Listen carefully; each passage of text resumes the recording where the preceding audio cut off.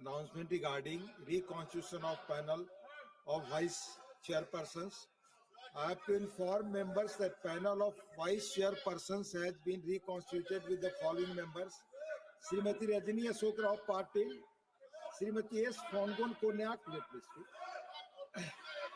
Srimati Rajni Ashok Rao Patil, Srimati S. Fongon Konyak, Srimati Sunitra Ajit Pawar, Srimati Kiran Chaudhary, Dr. Sasmit Patrat, Dr. Dinesh Sharma, Sri Sandeep Kumar Pathak, Sri Ghanshyam Tiwari.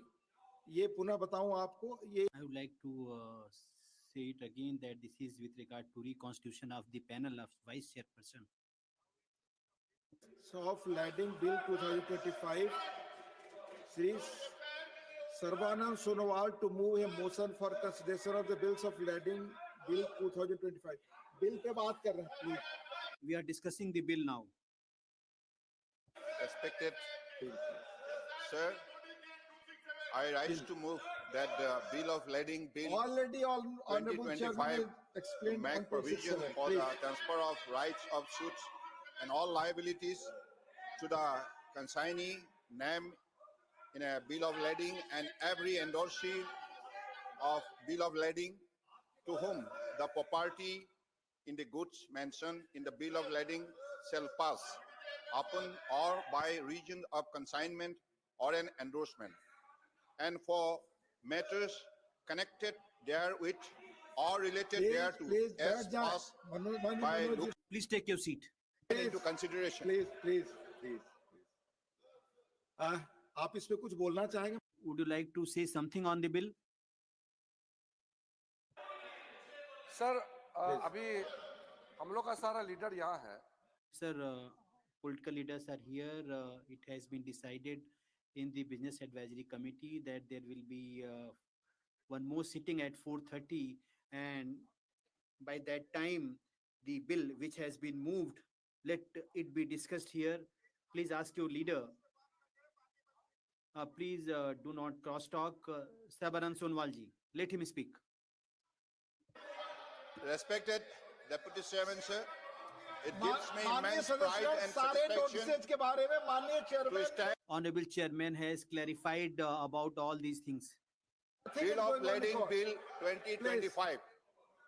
As we gather here, Please take chair. we are reminded of our visionary and dynamic Honorable Prime Minister Shri Narendra Modi ji, who has articulated a profound vision for our nation to transform India into a developed country, or Viksit Bharat, by the year 2047. This vision is not merely aspirational. It is a call to action, urging us to align our efforts and aspiration with the promise of a new and prosperous Bharat.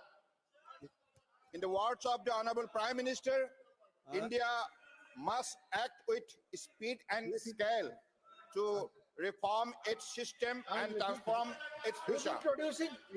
Let Sir, him introduce. In this context, we must Mani- recognize that the 21st माननीय मंत्री century जी, माननीय Pramod ji point of order पे. Pramod ji is on a point of order. 67 कोई सदस्य It says that any member with the permission of the chairperson. You know the rules. This 2025 सदन के सामने है, इसी पर point. The bills of Leading Bill 2025 is before the House. we must recognize that the 21st century is destined to be the century of Bharat. To achieve this ambitious goal of Swarnim Bharat, we need to undertake comprehensive development across all sectors, particularly in port, shipping, and waterways. This sector is not just vital for trade, it is a cornerstone of our economic growth and prosperity. To this end, legal reforms stand as one of the most important and urgent steps we must take. Under the able guidance of Honorable Prime Minister, our ministry has already laid down the groundwork through policy document such as Maritime India Vision 2030, Amritkal Vision 2047. This initiative serves as our roadmap towards achieving our objective and ensuring that our maritime capabilities become a robust engine for national development. Today, as we reflect on the 76 years since the adoption of the Indian Constitution, it is the perfect moment to cast aside the remnant of colonial and pre-constitutional legacies that hinder our progress. Sir, Swarnim Bharat needs a statute that is contemporary, crafted by our people and capable of addressing the challenges of the modern era. As of now, Bill of Lading is being regulated based on pre-independence law, that is Indian Bill of Lading Act 1856, which consists of only 3 sections, while the outgoing act continues to be relevant in substance, and it is a pre-independence legislation.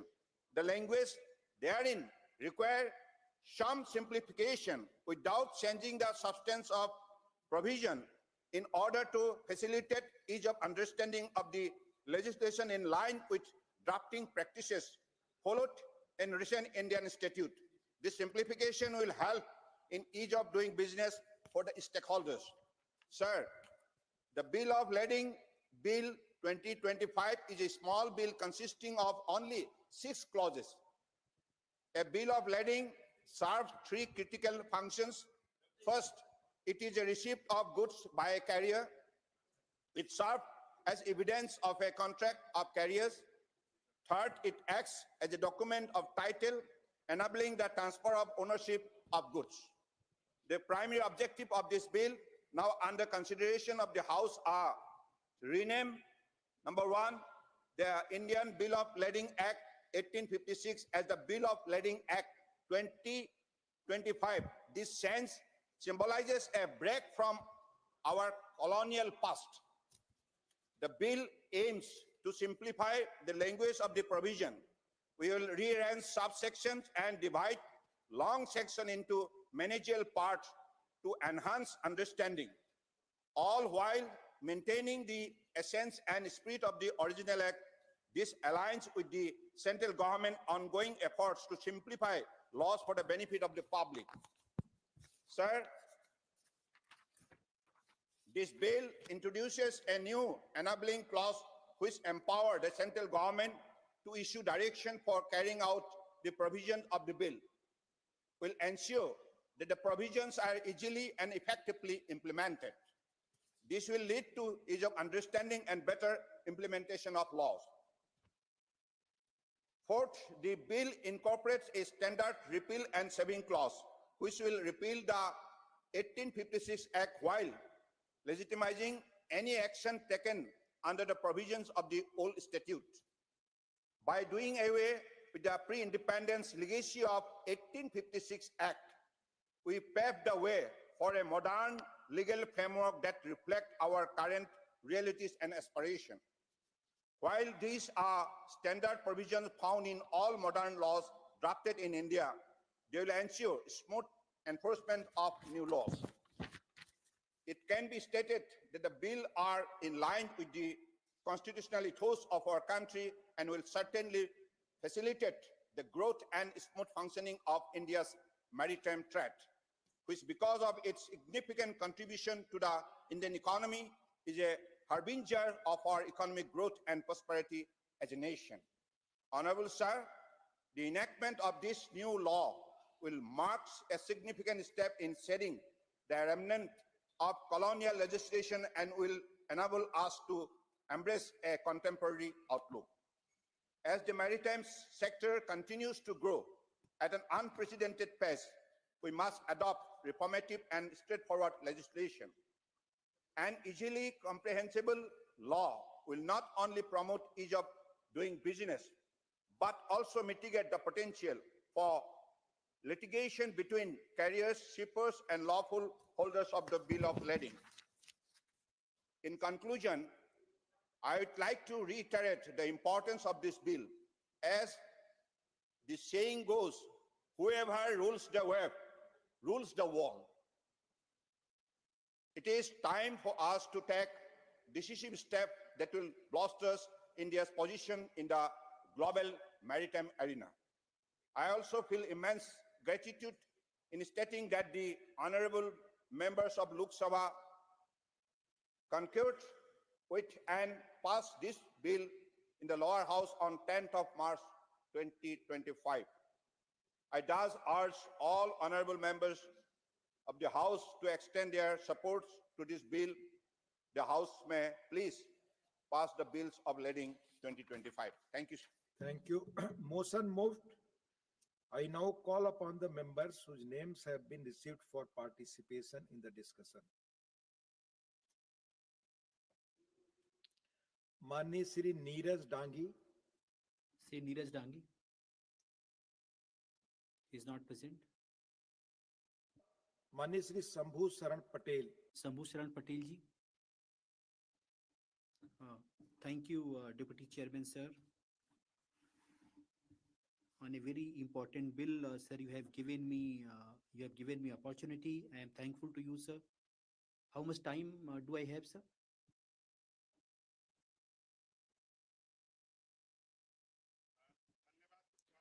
Thank you, Deputy Chairman, sir, for allowing me to speak on a very important bill.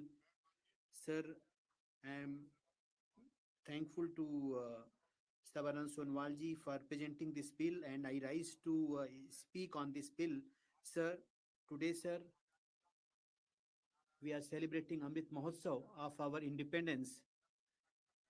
78 years have passed since we got independence. But, sir, there are certain laws in our country which are very old, and they were framed by Britishers. They are very old laws, sir, and they reflect the colonial legacy. Honorable Prime Minister, when he became the Prime Minister in 2014, he thought about the overall development of the country and said that those laws which were made by the Britishers, they would be either repealed. Sir, almost 1,500 laws, acts, they have been repealed. Some of them have been amended as well. Similarly, sir, the leading bill has been presented by our minister. Sir, this act was passed in 1856. Sir, it is 169 years old, sir. You can think of how old is this. It is almost 169 years old bill, sir. And a country of 140 crore, they were dependent on this bill, and it is a black spot on our laws. So today, after passing of this bill, it will bring a new kind of energy in the shipping sector of the country. Sir, the entire country has been digitized, and there are some laws which are related to our colonial era.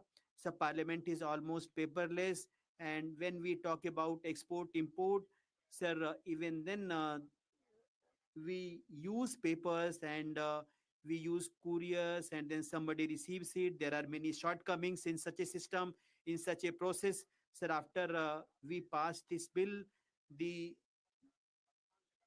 Indian Base of Lading Act 1856 will be repealed and a new bill will be passed. India is the fastest growing economy of the world.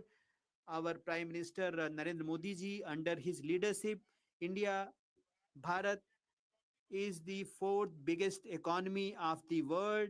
Sir, we are the fourth largest GDP of the world. It is a matter of pride for us. Prime Minister has a vision. He wants to make India a developed nation by 2047. And sir, we are fully confident that before 2047, sir, we will be a big economy of the world. After 11 years of this government came to power, Honorable Prime Minister has taken many initiatives for the development of the country. It did not happen during the 50 years term of the Congress rule. Congress members, they are not sitting here. So whenever there is any good debate takes place in this house, they are never present in this house. Whenever this government brings any good law, any good bill, they oppose the bill. And sir, they are still having the same mentality of the British rule. Bapuji said that country has got independence and Congress should no more exist. Sir, Congress is existing even today, and now the people of the country, they have given a mandate and they are no more in power. Sir, even if I talk about Bihar, electoral rolls are being devised. Sir, I am coming to the bill only, sir. Sir, it would have been better if Congress members were present here. Sir, the maximum trade takes place through sea route. It is easy route, sir, and it is cheaper, and it is a better route, sir. And India is the biggest market of the world. And after this bill is passed, there will be transparency and digital portal. All the information will be available on the digital portal, sir. There is one more important thing, sir. The transaction of the black money, sir. You know that what happens, people go to some other country, they make some shell company. They are the same set of people who are importers and exporters.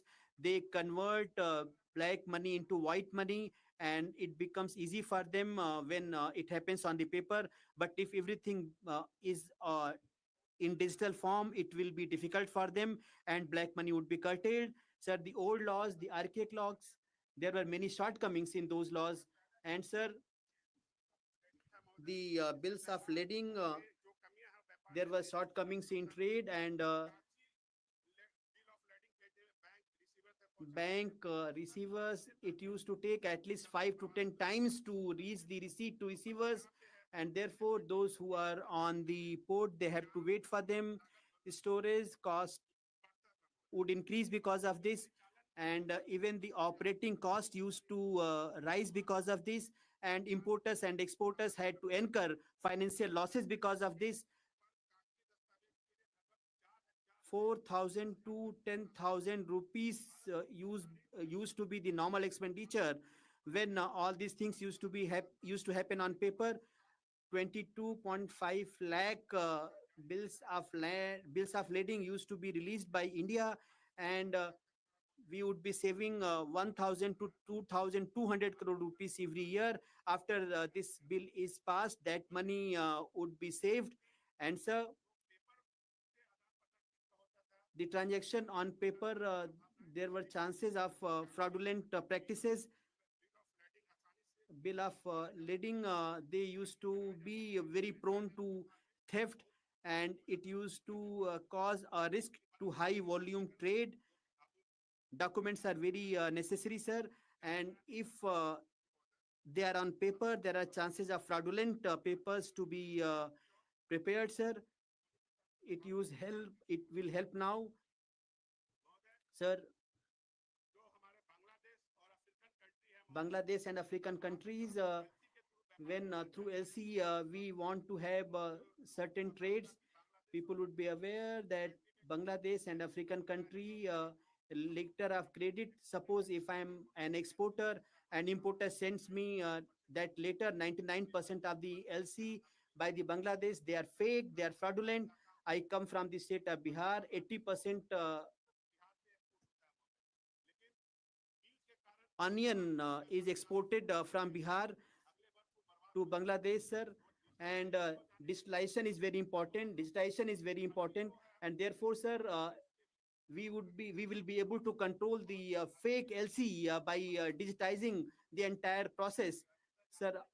Honorable Minister is aware, in Bangladesh and in Africa, whatever trade is between us, the LC which we receive, that is ensured. Also, suppose a, a consignment of 100 crore goes to there, the insurers ensure it, and if there is any problem, that money we can get from the insurance company. It is happening to Bangladesh and African countries, and it is very difficult to get insurance.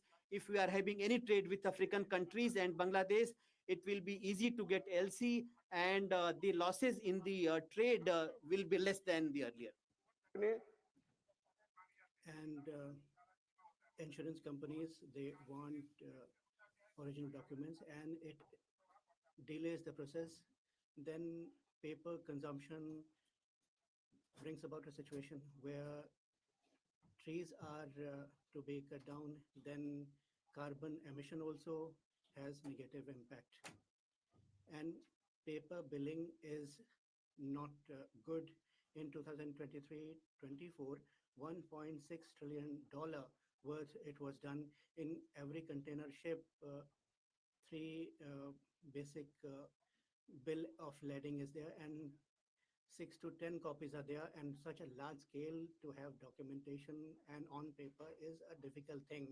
It is economically unviable and legally also. Earlier, the bill was having risks involved. Now we are digitally advanced, so paper based transactions should not be considered viable, particularly in comparison to countries like South Korea, Singapore, Netherlands. They are totally electronic in this regard, and bills of lading they have adopted digitally, and we are going to go in for this. It's a big revolution shaping in shipping industry also, and we are going to benefit a lot in near future. Electronic bill of lading is a very good documentation process, and blockchain secures it, and paper documentation is done away with. In the new bill, we have transfer or release of goods in a timely manner. All these things have to be completed. Then digital security is provided. Then cost related and manual handling related issues would be less in number, and ease of doing business ranking would be improved. And every year 4.5 crore bill of lading we are issuing. In 2021, till that time 1.6 percent were digital, big carriers I'm talking about. And by 2030 we are going to go digital 100%. We are also adopting it. And for us in India to have paper documentation is not good. Billions of dollars we are losing that way. Now we need to have e-bill system implementation everywhere. That is what is needed. I come from Bihar, and such like backward states also would get benefit after this bill is passed. Bills of lading 2025 is here before us. It's a modern law, and it recognizes so many processes which are up to date. And it's not only for those trading in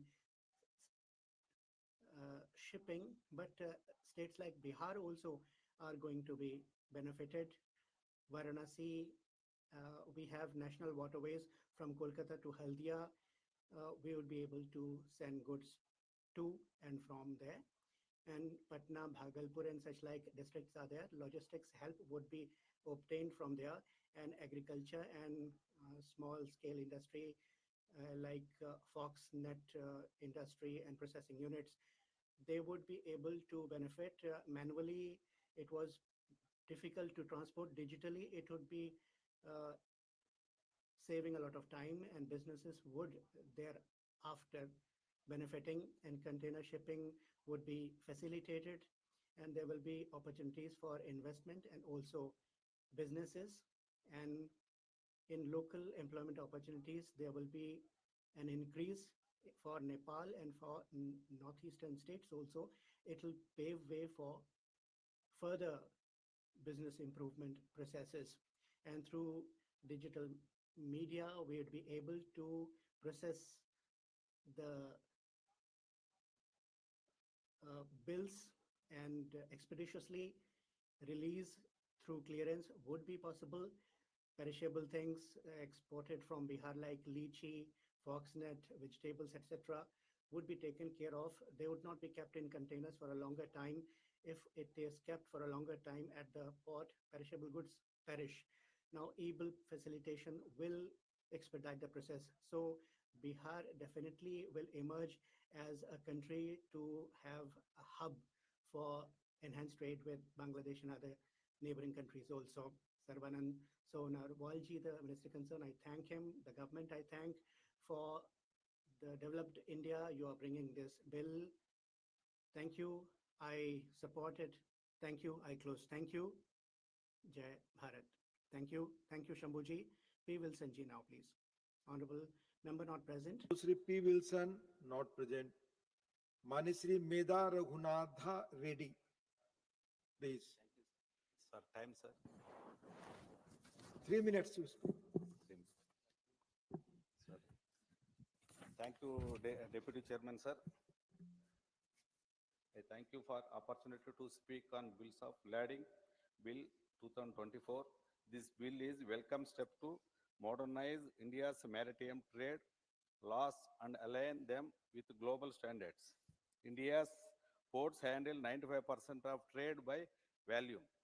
A robust legal framework is essential for efficiency and competitiveness.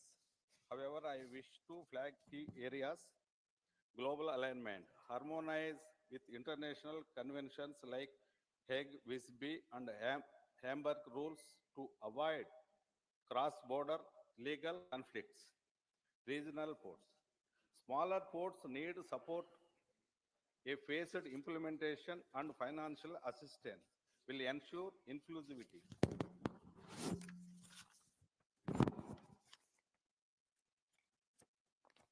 Sir. Sir, inland waterways include waterways like Andhra Pradesh, Buckingham Canal, vital for coastal transport and disaster mitigation, sir.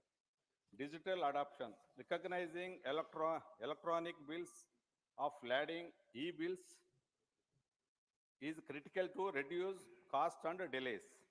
Dispute resolution, sir, establish a clear arbitration mechanism for faster resolution of maritime disputes like Singapore. Sir, Andhra Pradesh handling 11% of India's cargo traffic plays a pivotal role in maritime trade. Strengthening port infrastructure and capacity building will be vital for this bill's success. The YSR Congress Party supports the bill, urging the government to address these concerns for India's maritime growth, sir. Thank you, sir. Thank you. Mani Shri Niranjan VC. Mani Shri Niranjan VC, not present. Mani Dr. M. Thambi Durai.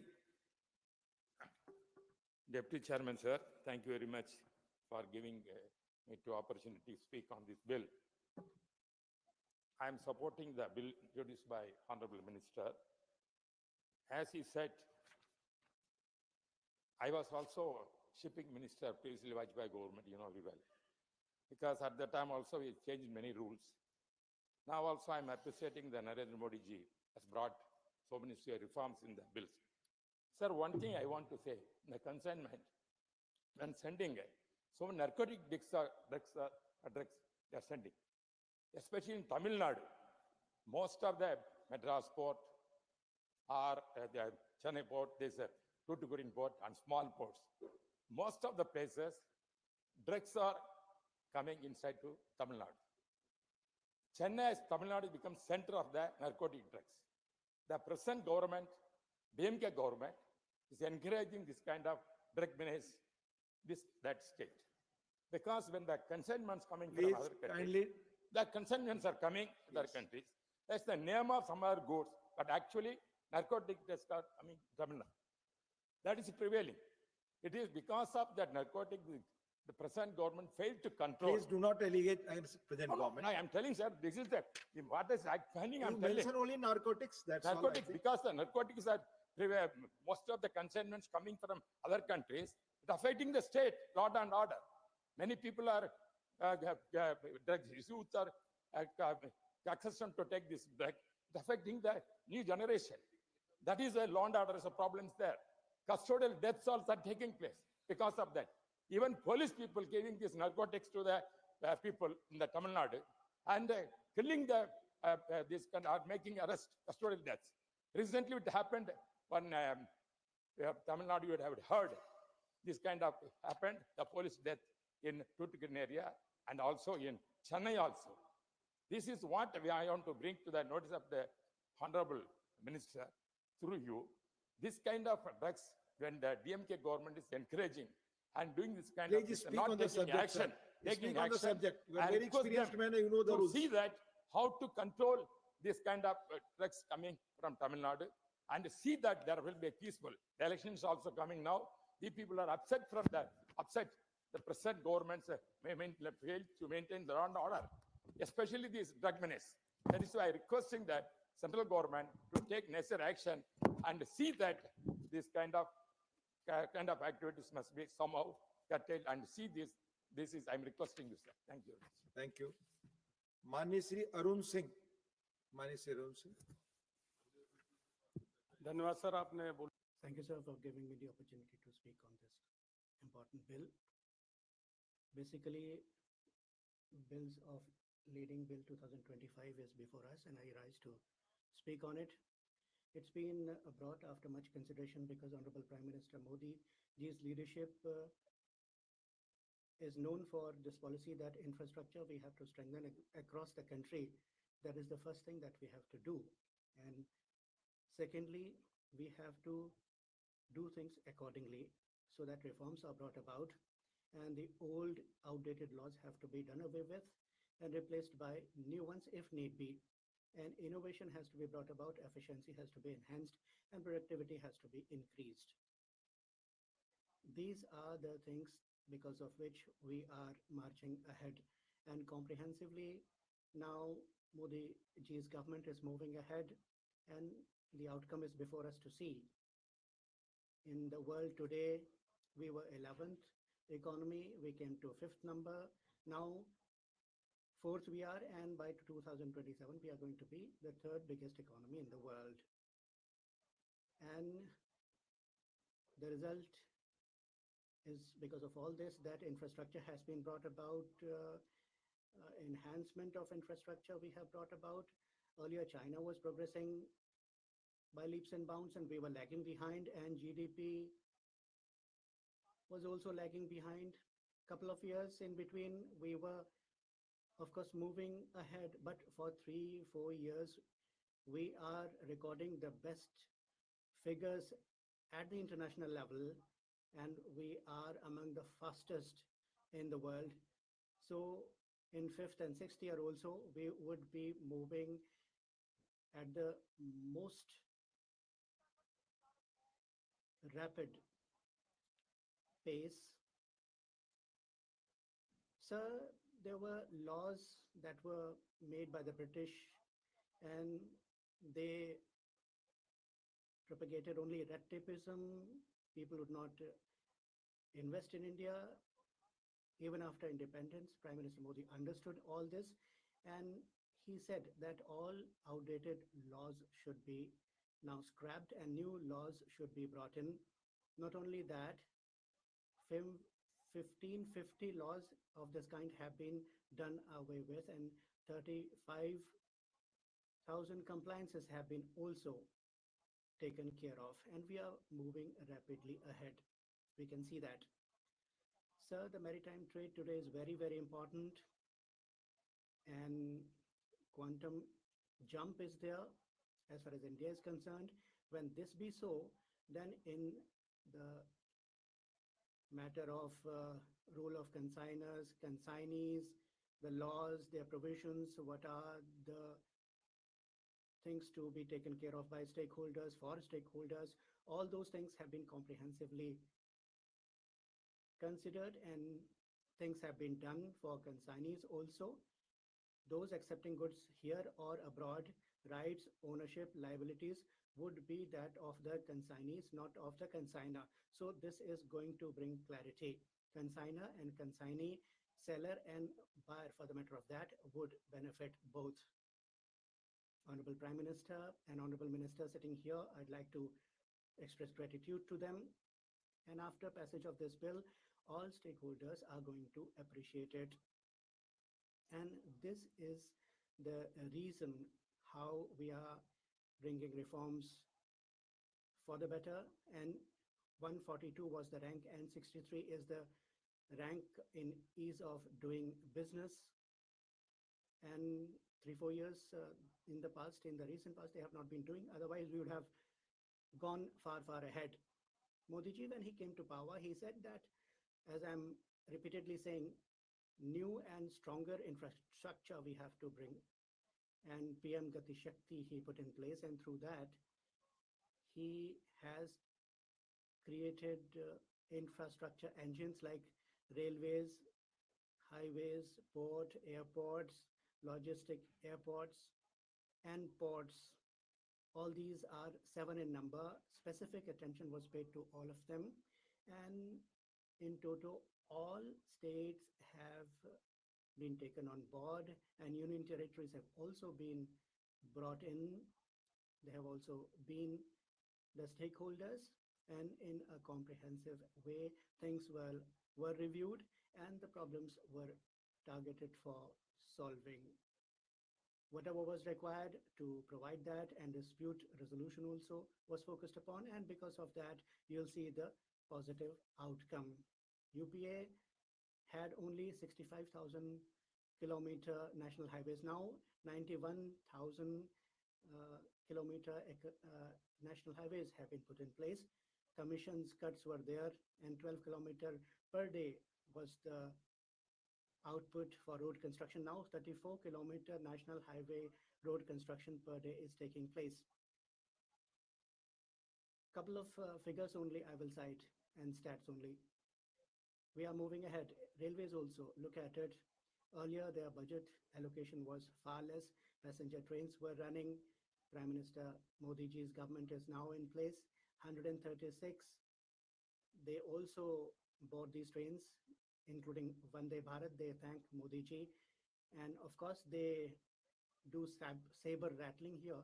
But 136 Vande Bharat trains are there. No more trains are also there. And no one could imagine. We used to go earlier at railway stations. We would not imagine 1,337 railway stations have been made into Amrit stations, and they have been funded for rejuvenation. Waterways. So waterways, there also more and more improvement has been brought about by putting in more and more resources, and rivers are being connected. Transportation also is increasing, and traveling can be facilitated there. Inland waterways, sir, I'd like to talk about. In 2014, UPA government was there. 183 crore rupees in 1 year they used to give for inland waterways for investment. Now Modi government has taken it up to 1,700 crore rupees, 8 times more they have given. Sir, operational national waterways we had in the country, there were 3 in UPA era, now 29 they are in number. And transport of cargo also, we see how it is being done, and through waterways it is also being done. 18 million metric tons at that time it used to be in 2014.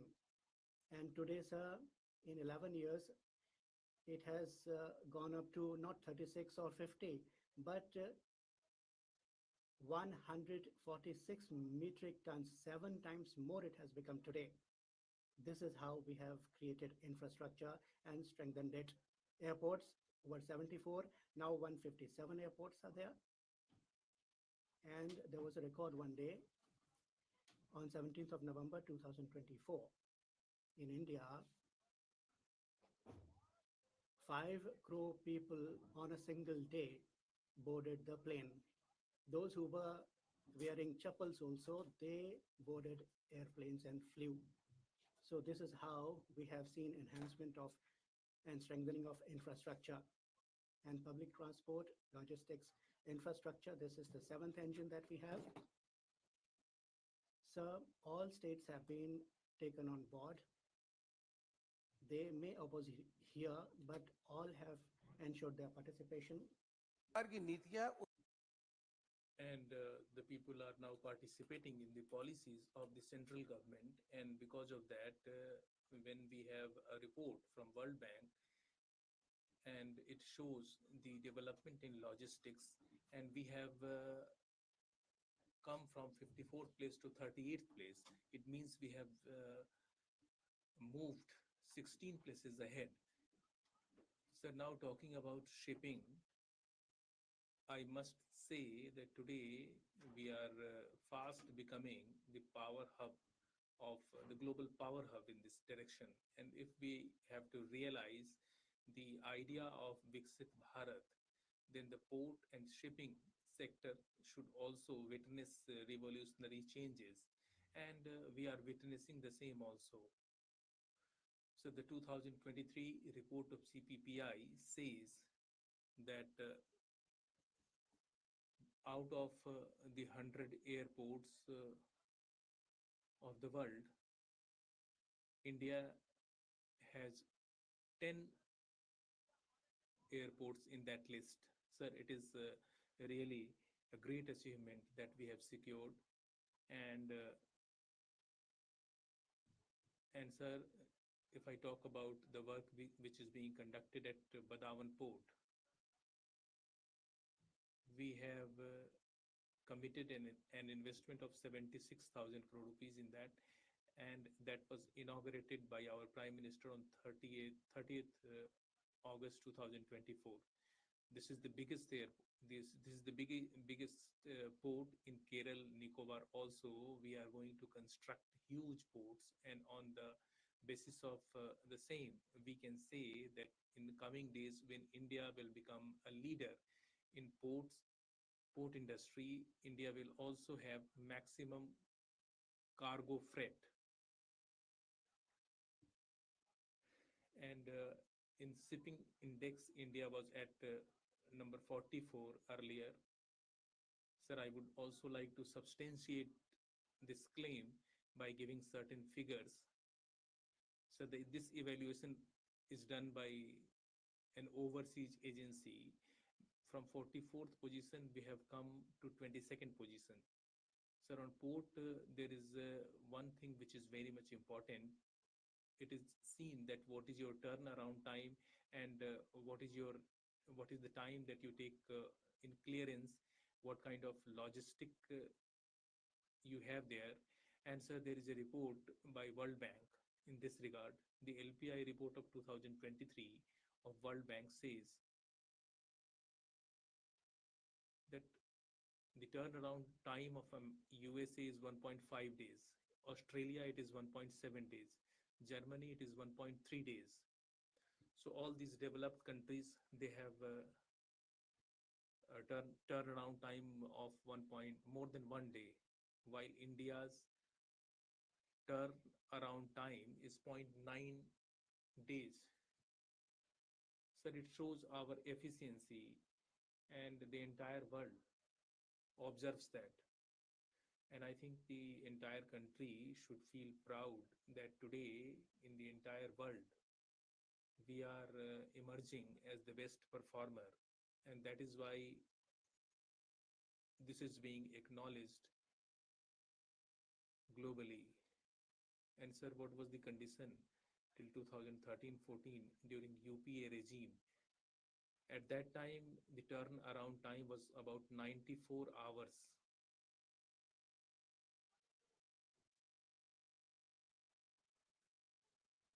So the first port in India was constructed in Kolkata in 144 years ago, and now we are going to repeal the old act. And today we have 12 major ports.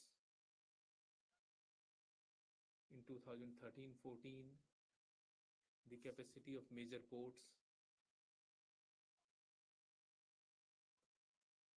was 600 million metric ton.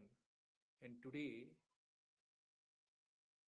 instead of 600 million metric ton, our capacity has gone up to 1081 metric ton. And if we take the combined value of the smaller airports and smaller ports and bigger ports, our total capacity has gone up to 2,762 million metric ton. So that kind of volume we have been able to increase. And that is why today India's economic development is on a fast track.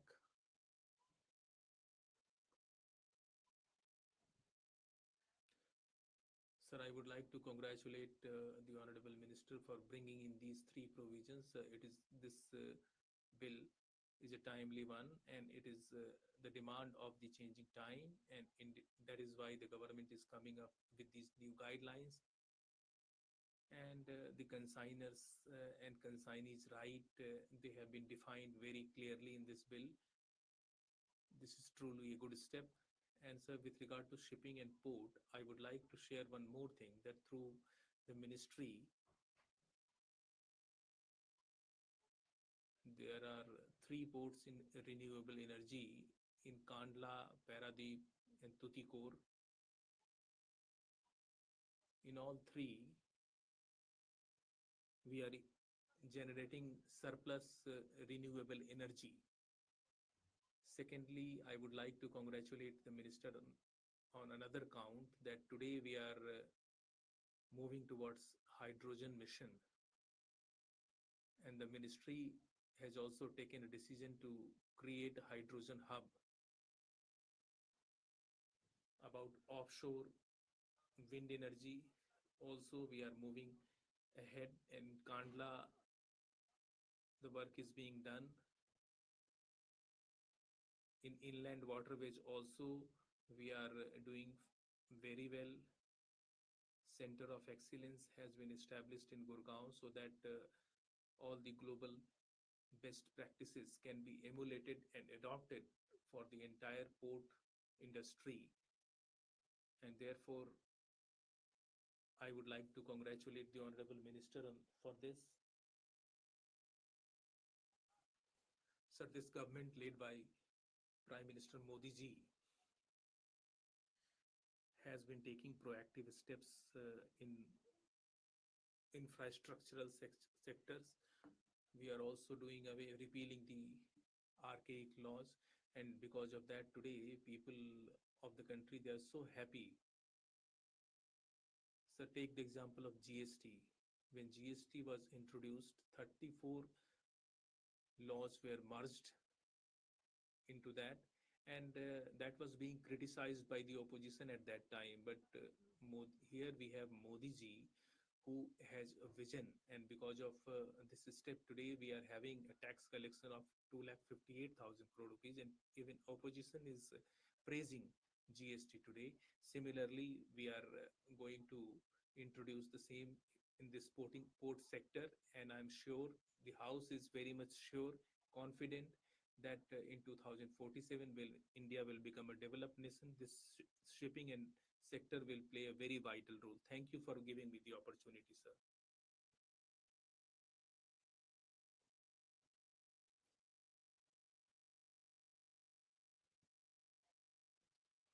Thank you, Deputy Chairman, sir. Sir, our country and India was a land of gold in the past, and it was only because we had a roaring and robust sea trade, and we had rulers like Ramdev Rai, Krishnadev Rai. We had Cholas. Vikramaditya was the king, and through their interventions and through their policies, India was having sea trade throughout with the rest of the world, and we were sending our goods to the rest of the countries. And through sea trade, we were providing leadership to the world. Subsequently, in Maharashtra, Chhatrapati Shivaji Maharaj came to rule, and we have great pride on him. And he established a very strong navy. He protected the sea boundaries and the Maratha ships. We had very small ships, and for 27 years he waged war against the Britishers, and he played a very vital role in securing the boundaries, marine boundaries, and through this he ensured that during his reign we had a robust sea trade. During Ashoka's regime also, Ashoka utilized the sea route for expansion of trade. I also cited the example of Ramdev Rai ji and Krishnadev Rai ji.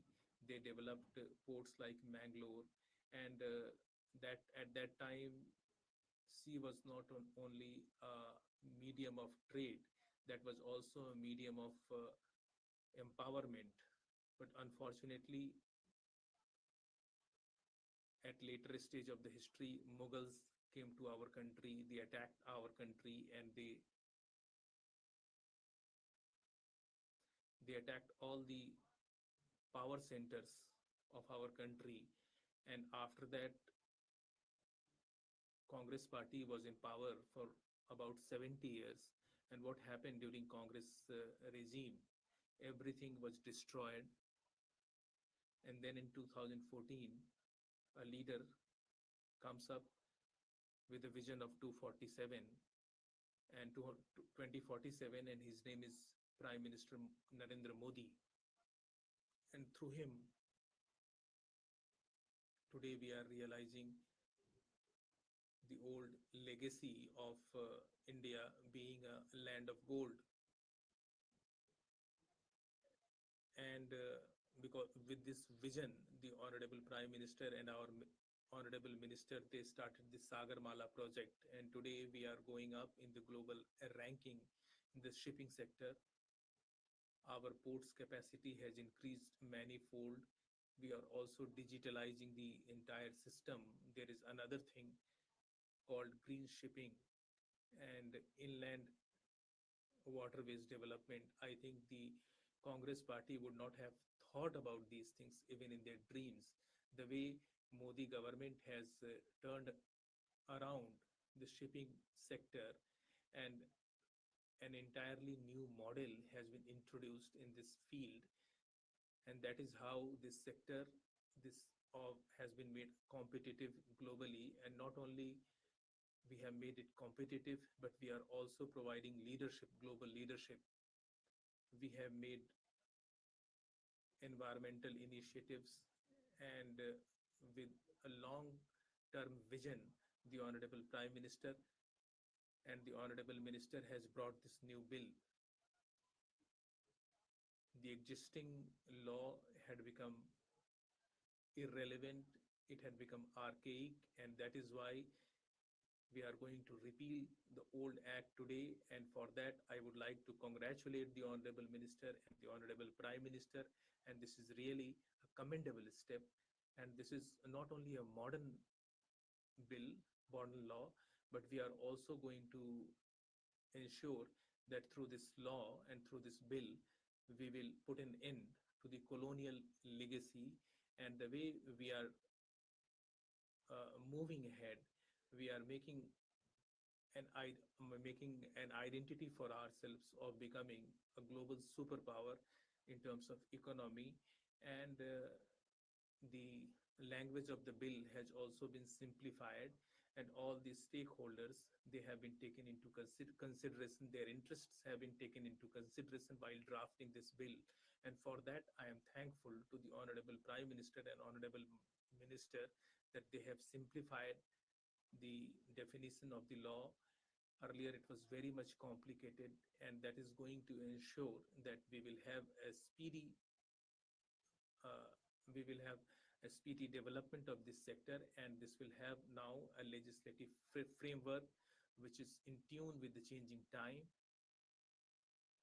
I would like to draw the attention of the entire House towards the fact that how it started with the launching of Sagarmala project in 2014 We started modernizing our ports. We started developing inland waterways, and just now Arun Singh ji also spoke about that how we focused more on logistics and connectivity, and containers turnaround time has been brought down from 44 4 hours to 26 hours,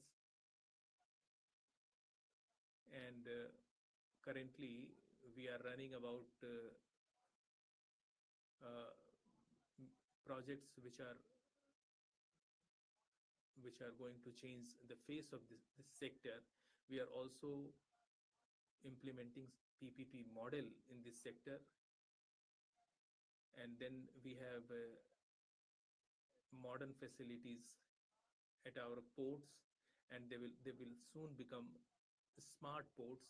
And for that, I would like to thank the Honorable Prime Minister that in Maharashtra, the Vadwan port, which has been constructed, that is going to be the biggest port in the entire world. And the Honorable Prime Minister has put an investment of 76,000 crore rupees in Vadwan port. And under the leadership of Honorable Prime Minister Modi ji, and under the leadership of Devendra Fadnavis ji, they have provided leadership. Sir, our Chief Minister Devendra Fadnavis ji, through this Vadwan port, under the leadership of Modi ji, he is expediting the work there. And tomorrow he will have his birthday, and I would like to extend my birthday greetings to him on this occasion also. And apart from that, we have Kerala port. We have also increased the active overseas activity. And I have also mentioned, I've just now mentioned the container turnaround time. The World Bank report says that India's ports are now among the top performing ports in the entire world.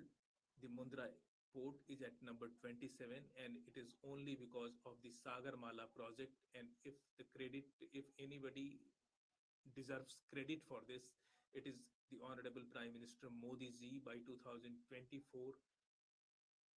modernization project has been completed in 98 projects with a project cost of 32,000 rupees. Our digital initiatives, they have also yielded positive results. We have set up NBFC. Maritime NBFC was also established in June 2025. So that is how, under the leadership of Modi ji, our country is once again going to reach the glory that we had during the time of great rulers like Chhatrapati Shivaji, Samrat Ashok, Cholas, Chalukyas, and we are once again going to become a land of gold under the regime of Honorable Prime Minister Modi ji. We also have Chintan Shivir in this sector, and in the next 6 months, we are going to complete 150 projects. About 4 million GRT top projects are being carried out. New guidelines and new rules have been framed. Green sea and green boats are the new concepts about which the Congress party might not even have imagined. And zero carbon emission is the target for us, and through Green Sea project, we will achieve that. We have the PM transition in Cochin. The green tanks are being built, and the Congress party would not have imagined about that. They were in power for more than 70 years, but they were lacking any vision in this regard. They could not even think about zero carbon or improving the trade through sea route. We also have projects of hydrogen and energy.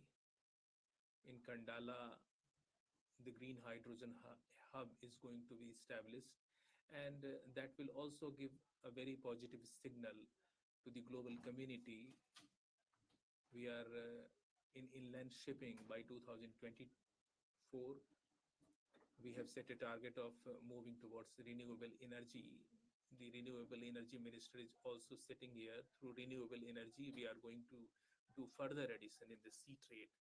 45 The vision of Amritkal by 2047, which was submitted. This we have launched, and what is the target to make a navigation, to make India a navigation power? And for an investment of 10,000 crores, we have signed so many MOUs, and the entire world must come to know that we have been having continuous reviews, and we have finalized MOUs, and we have had a plan of green hydrogen. And I would like to express gratitude to Honorable Minister that to safeguard our coast and to protect the marine life. A lot of has been done, and our government is thinking about that also. And I would like to express gratitude for that also. Modi government has taken many initiatives, and the laws which were very old, they have been repealed, and new models are being introduced. And on a global level, Indian shipping has been established. Today, my Congress friends are not here. If they were here, they would have come to know. But they do not want to know anything, and they do not have any will to participate in the discussion in the house. They do not want to listen what we are saying about the good work that Modi government is doing.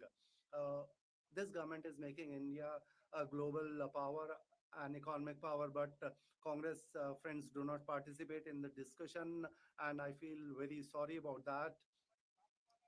In Sagarmala, private investment is going to be increased, and we are making some environment friendly initiatives. And there is a long term vision which Honorable Prime Minister has put before the country. What is going to be the vision of the country? This is the vision this government has given to the country, and through this we are marching ahead, and through this we are generating more and more resources. Honorable Deputy Chairman sir, I'm very glad to inform the house that our country, or India, we have on one hand there is Indian Ocean, on the other hand, there is Bay of Bengal, and the people in the rest of the world, they say that this is the blue wealth. We do not call it money or wealth. We consider it as God, and we worship it. It is India's culture, and our Prime Minister has recognized that culture of the country, because this Sagarmala and these coastal ways and all other achievements that can be made through these waterways, they are being given by the government so that we take our country on the path of development. It was necessary for the opposition parties to be present in the house, because we are going to pass a very important bill. This bill is very important for achieving the vision of 2047. I would like to express my gratitude to Honorable Minister that he has brought such an important bill, and the coming generations are going to thank you for that. The coming generations are going to thank Honorable Prime Minister Modi ji, and they are going to bless our government, and India is going to be a superpower, the dream which was seen by Chhatrapati Shivaji ji, a dream which was seen by the rulers of Chol dynasty. It was a dream which was seen by Mahatma Gandhi ji. But to realize that dream, our government is working, but the Congress members and the members of opposition parties are not contributing to the realization of that dream.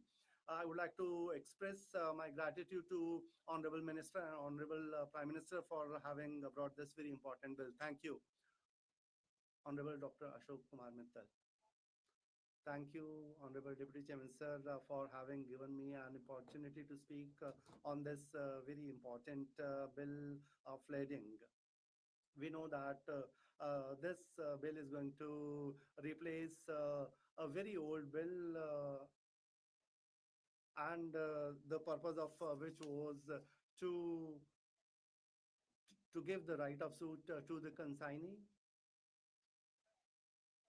Sir, I first of all support the intent of the bill because it replaces the old colonial law.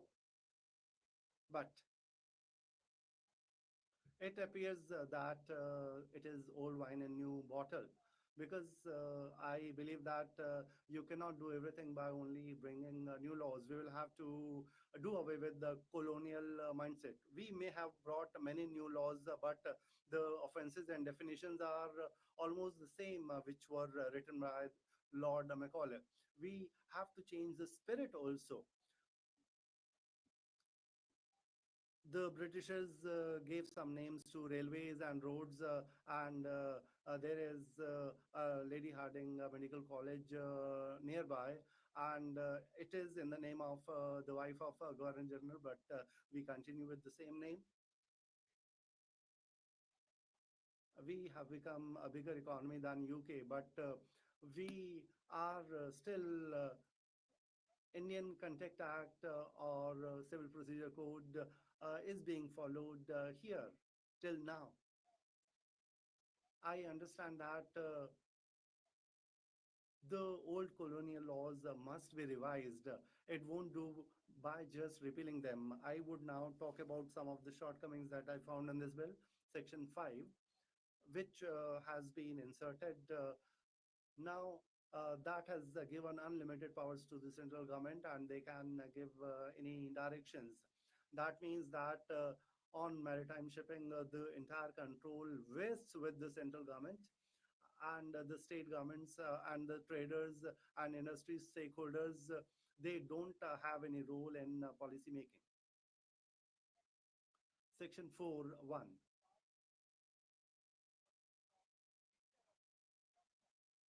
It gives validity to commercial fraud indirectly. It says that if there is a ship and if it is written in the bill, it will be considered that the goods have been shipped. That means smuggling, marketing, and money laundering doors are being opened for all these activities, and particularly small exporters and importers will be affected because they won't have any legal recourse against any fraud, because section 4(1) says that whatever is written in the bill is final, whether it is delivered or not. Let me talk about section 2. It provides that in a dispute, the entire liability will be of the consignee. All legal and financial liability will be of the consignee, whether it is an error of the consignor or the seller or the shipping company. This will negatively impact the small importers and small exporters, and it is going to be very painful them. Somebody else will make the mistake, and somebody else will pay the price for that. The government must look into this. Every day we hear in the newspapers that the freight companies, they are increasing the freight rates. If a new bill has been introduced, then something should have been done to regulate the freight rates, and there should have been some provisions to penalize the companies which increase the freight rates in an indiscriminate manner. India is moving towards digital India, and our GST is a very good example of that. Our Digital India program is a good example of that. But in UK, there is electronic bill of lading. But that increases speed, efficiency, and security. But we have not made any provision of that in this bill. When we are bringing a new bill, why did we not introduce that electronic medium in this bill? I would like to request the Honorable Minister to provide for that in this bill. And the spirit of the provisions of the bill should be changed, and then only we can say that we are moving in a new direction. Finally, I would like to conclude with certain remarks. If you change your viewpoint, you can change the entire scenario. If you have a new thinking, the horizon may change. There is no need of changing the boards. There is no need of changing the boards. If you change the direction, you may reach your destination. Thank you. Thank you, Honorable Ashok Kumar Muthalji. Honorable Shri Sandosh Kumar P. Not present. Shri Haris Biran, not present. Mani Shri A. Rahim, not present. Mani Shri Mastan Rao Vida. Thank you, sir. Thank you for giving me this opportunity on behalf of my party, Telugu Party, and our leader, Nara Chandrababu Naidu. Once again, thank you to give me this opportunity to speak on the forward-looking Bill of Lading Bill 2024. Under the transformational leadership of our Honorable Prime Minister Sri Narendra Modi ji, India is steadily becoming a global maritime hub. This bill is another brick in the foundation of Vikasit Bharat, replacing colonial era Indian Bills of Lading Act of 1856. So through this reform, digital documentation of cargo rights will enhance traceability and reduce fraud. Legal predictability will boost investor confidence in Indian ports and exporters and ease of doing business. Sir, the Andhra Pradesh Maritime Policy 2024, under the guidance of our Honorable Chief Minister Nara Chandrababu Naidu Garu, sets out a comprehensive vision to establish Andhra Pradesh as India's premier maritime gateway by 2030. The Andhra Pradesh Maritime Policy 2024 and the Bills of Lading 2024 are mutually reinforcing. The state's holistic framework for port-led development, digitalization, and cluster-based shipbuilding creates the ideal setting for the regulatory certainty and modernization introduced by central law towards achieving Swarna Andhra and Atmanirbhar Viksit Bharat. Sir, why is this bill a game changer? Boosting trade efficiency. Sir, nearly 90% of India's international trade by volume is carried on ships. Modernizing labor framework for bills of lading ensures seamless movement of goods, addressing long-standing bottlenecks and disputes. Sir, enabling Atmanirbhar Bharat in maritime sector. The bill will empower our Indian exporters, ship owners, the logistics providers, and facilitate the government's ambition to make India a global shipping and logistics hub. Sir, Honorable Chairman, sir, before I conclude, I would like to bring a certain issue to the attention of Honorable Minister and this August House. As an industrially specializing in the export of seafood, I have dealt extensively with various issues faced by exporters in maritime trade and particularly bills of lading. Recently, there arose a situation wherein two original bills of lading crucial for the release of consignments worth rupees 3.5 crore were misplaced by courier service.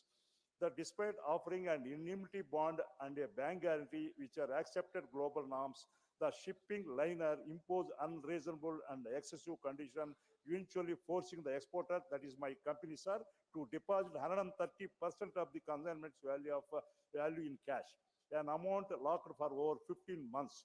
Such arbitrary practice undermines the spirit of this reform and pose serious liquidity and operational risk to the genuine exporters. I urge the ministry to ensure that under this new law and subsequent legislations, exporters are protected from the arbitrary practices and that shipping liners adopt transparent and reasonable process for the issuance of duplicate bills of lading when genuine loss occurs. The Respected Chairman, sir, so on behalf of my party, Telugu Party, I wholeheartedly support the bills of lading bill 2024. Thank you, sir. Thank you. Mani Shri Ravi Chandra Vaddi Raju. You will Thank you, speak sir. in Telugu. Telugu, sir. Thank you, sir. Sir, thank you for giving me the opportunity to speak on this bill, sir. Sir,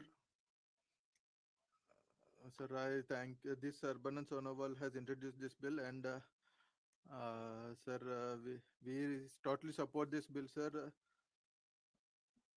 The state of Telangana is forward in the sectors of IT, pharma, and granite, and we have been exporting all these things to many countries. So this will be the very supportful to the country, sir. Sir, as per the clause 2 of a bill of lading, every there are there will be very clarity, and security will be given to the people, and there will be less transactions, sir. This will give more authority to the government. Sir, this is bill has been made as per the new demands, and for the year 23-24, 1.25 ton cargo, nearly 10 million has been exported from the state of Telangana. Sir, this is a landmark to the state of Telangana, sir.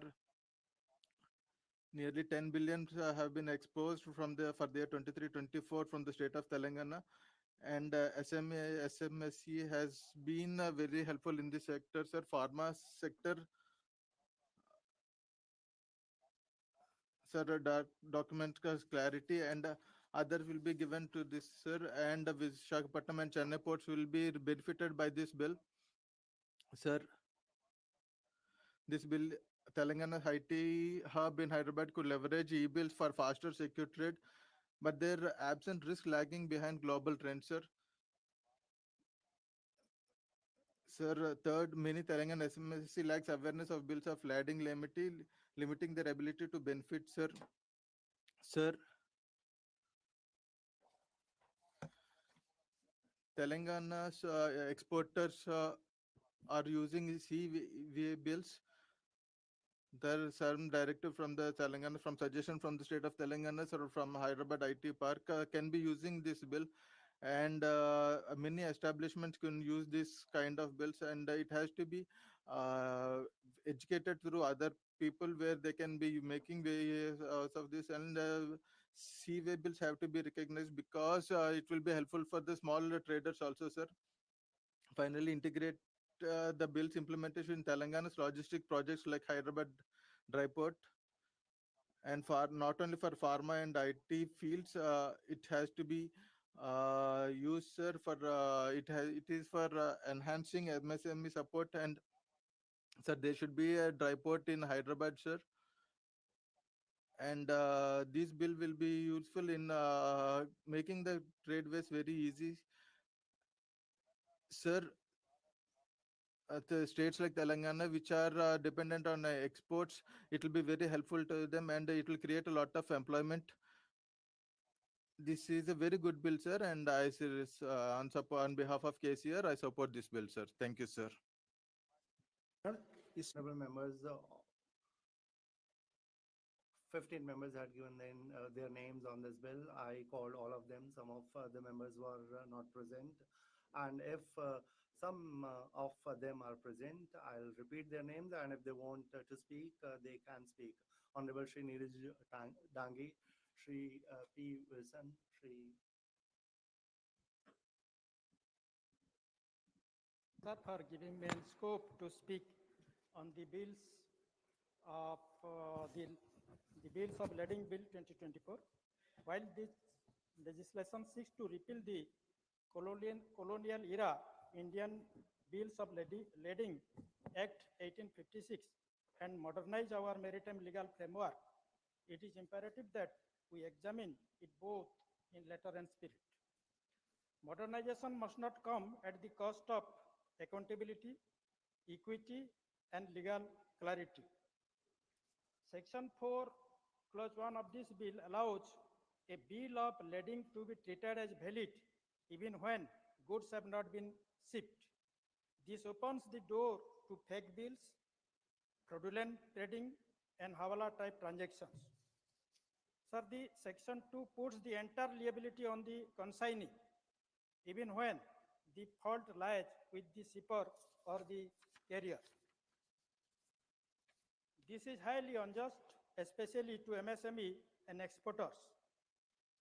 Sir, Section 5 gives the central government sweeping powers to issue direction for carrying out the purpose of this act.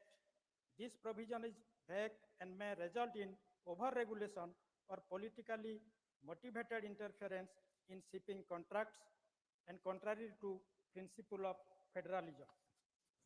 Sir, the bill is silent on freight pricing mechanism, allowing large shipping companies to arbitrarily inflate freight charges. Sir, in relation to the state of Odisha, I would like to demand inclusion of regional digital infrastructure support provision for a digital maritime documentation hub in relation to the state of Odisha with a focus on Paradip Port and Dhamra Port. Include a clause for mandatory training program for small exporters, freight forwarder and port workers in states like Odisha. And to add a provision to integrate the electronic bill of lading system with Inland Waterways Authority of India, especially National Waterway 5 in Odisha. Sir, to mandate that the electronic bill of lading platform support regional language like especially Odia to ensure inclusivity and create a statutory port logistic digital monitoring cell at Paradip Port and Dhamra Port to track implementation, redressal, and compliance of e-bill provisions. Before full implementation, the bill should mandate consultation with coastal state government like Odisha, including our state Odisha, Paradip Port and Dhamra Port is there, important port, to align with their port development plan, and also add a sustainability clause encouraging eco-friendly documentation system and emission tracking linked with e-bill system at state ports.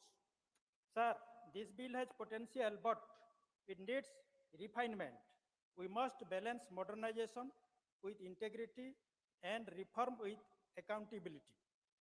Let this be that protects both national interest and our exporter, especially the small and medium business who form the backbone of maritime trade of our country.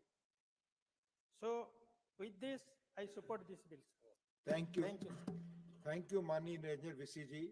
Mani Sri Ramji. This Santosh Kumar. Honorable Sri Santosh Kumar P. Not present. Honorable Harish Biren, not present. Honorable Sri Rahim, not present. Honorable Minister to reply to the discussion.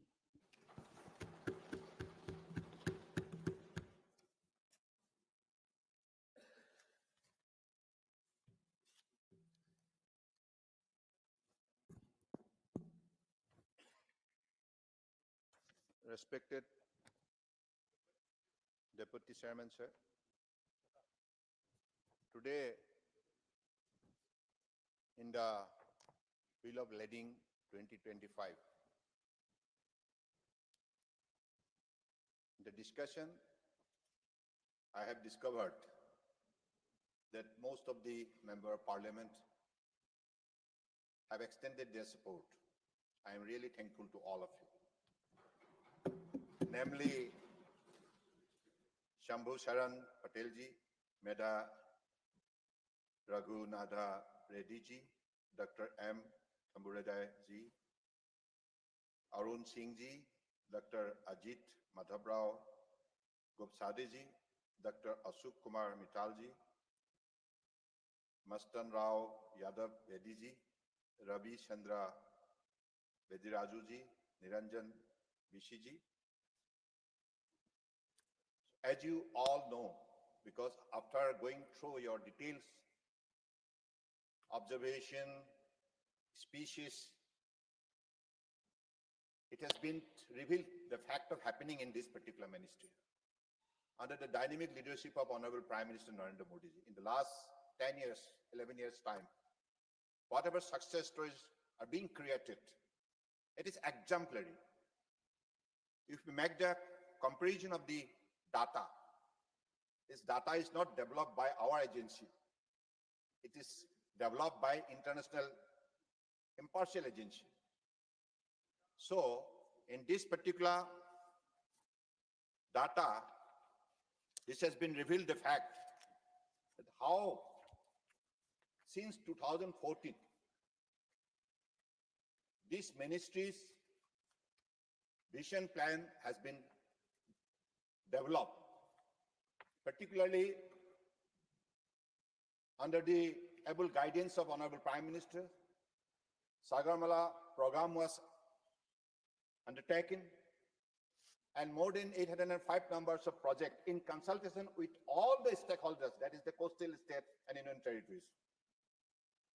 805 numbers of projects has been identified and targeted to implement it within a span of 20 years, and by spending more than 5.5 lakhs crore. So in this last 10 years time, whatever vertical was set to bring freshness and energy to this ministry and its activities and approach. First of all, under Sagarmala program, it was targeted to make all the port modernization, mechanization, digitization,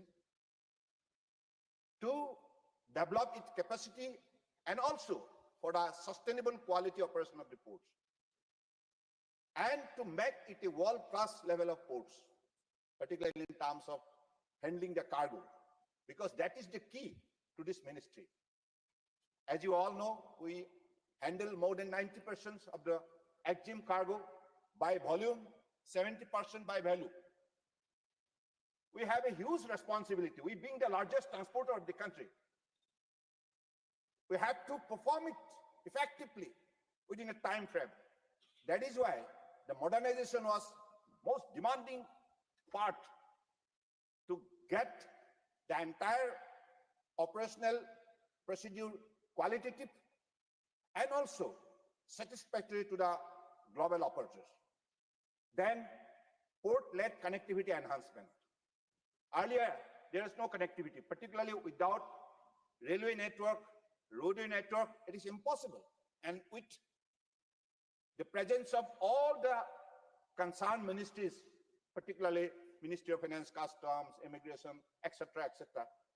So all being properly synchronized, as a result, it was being operated in a very, very integrated approach. That was done effectively, and ultimately all the major ports of the countries are being well connected with railways and roadways and with other relevant agencies, offices available within the port's premises. Then port-led industrialization.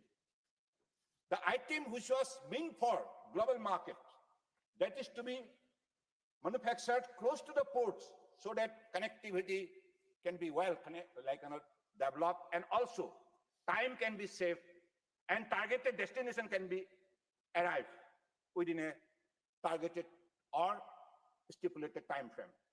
Then coastal community development. All the coastal communities, their employment, their entrepreneurship, their skill development, and also the fishermen's interest. So these are all being effectively addressed. Then there was coastal and inland waterways.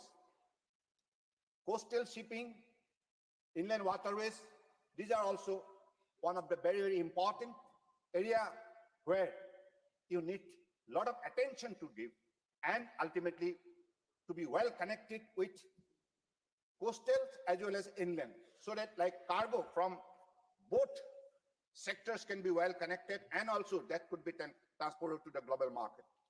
So this is the way in the last 10 years time, all being effectively implemented. As a result, we could able to develop our capacity of handling cargo. I want to cite out some example. In 2013 and 14, if you look at the figure, 5 million metric ton, that was the cargo handling capacity of those time during the UP regime. But in the last 10 years, if you look at the figure, it went up to 855 million metric ton. That is the massive growth. Then let us come to the other sectors.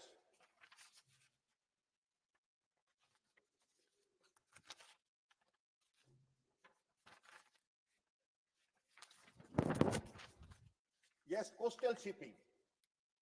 In 2013-14, the coastal shipping was limited to 87 million metric ton. Now, because of the modernization and also developing the efficiency of the port, it went up to 165 million metric ton. Even in the inland waterways, it was limited to 18 million metric ton. Now it went up to 145 million metric ton. This is the massive growth story of our ministry. It is only possible because of the Honorable Prime Minister's vision and his untiring effort. And time to time, there is always a call from the PM office that you are to take up this project, that project within a time frame. So this is the, level of commitment and dedication and devotion for the people of the country. That is why this exemplary success story. And I believe we should all be very much happy that Honorable Prime Minister has already set a target for us that by 2047, we should become one of the top 5 shipbuilding nations in the world. Top 5. So this is the power of his vision. And that power empower us to surge up and also to put our effort in the right direction within the right time. So this is the, I believe, where Honorable Prime Minister is inspiring the whole nation. And as a result, India is now positioned as the 4th largest economy in the world. And by next 29, we are going to be of course, we are going to become 3rd largest economy in the world. No doubt about it. Because every ministry, day and night, is working hard with best of their sincerity and best of their performance. And I believe today, in this particular bill, whatever suggestion has come and whatever observation you have given, I'm really thankful to you. But I want to clarify some of the points raised by some members, particularly digitized bill of lading, electronic, that's an e-bill. The recognition of digitized bill of lading is already provided for under Section 4 of the Information Technology Act 2000. Beyond this, the bill of lading bill will not result into legal recognition of e-bills of lading. The legal recognition of e-bill of lading will require a detailed framework, as is evident from the current legal framework in other common law countries, such as Singapore and United Kingdom, that have come up with a separate legislation. It requires a separate legislation framework. You all know that. It's nothing to do with this. So that provides for the legal recognition of a e-bill of lading. It must be understood that e-bill of lading are not simply an electronic form of paper bill of lading. Since transactions involving e-bill of lading use electronic platform, they have greater implication, distinct from any transaction involving a paper bill of lading, especially in case of the transfer of an e-bill of lading.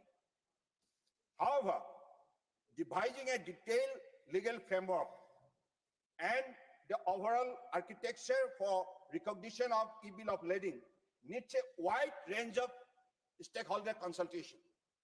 Because whatever we have brought, the idea in the form of the bill, it was done after going through detailed stakeholder consultation. Not only with the bank or market players, but also with the technical expert who understand the implication of electronic transaction involving e-bill of lading. So I believe this is the way we are to proceed for the future course of action. And may I ask is sudden में today in this house, especially I would like to thank Honorable PM Modi ji. In the last 10 years, the achievements that we have had, it is only because Honorable PM gave us this vision as to where should we lead to and how we should glide towards that. And the experience that he has shared with us and the directions that he has given, we have complied with that, and this ministry has day and night and in all the verticals, and how we can come up with the best results. This is where the ministry is working for.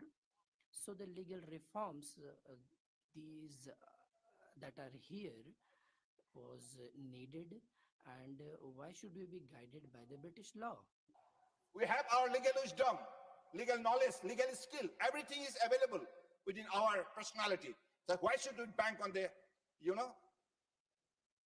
particularly outdated laws which was enacted by the British, their own interest?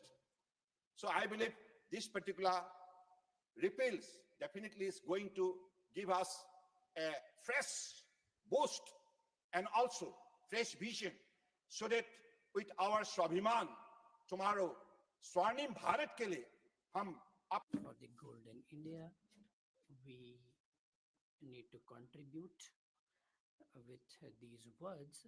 I would like to thank you, Honorable Deputy Chairman, sir, and I would like to place my thanks for all the honorable members of parliament. And with this, I request that this bill should be passed. Honorable Minister has already answered.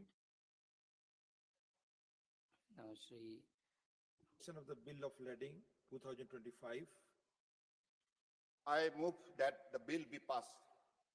The question is that the Bill of Lading Bill 2025 has passed by Lok Sabha be taken into consideration. Those in favor will please say aye. Those against will please say no. I think the ayes have it, the ayes have it, the ayes have it. The motion is adopted. We shall now take up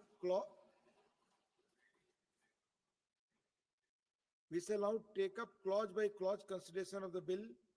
Clauses 2 and 3 stand part of the bill. Those in favor will please say aye. Those against will please say no. I think the ayes have it, the ayes have it, the ayes have it. Clauses 2 and 3 are adopted. Clause 4 stands part of the bill. There is one amendment. Number 8 by Dr. John Britas. Dr. John Britas not present.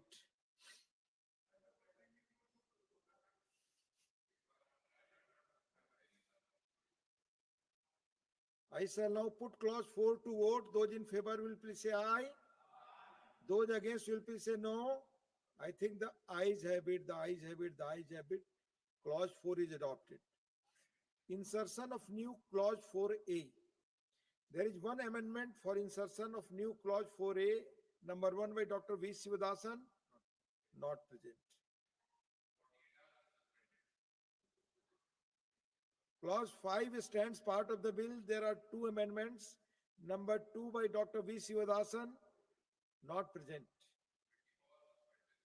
Number 9 by Dr. John Britas, not present.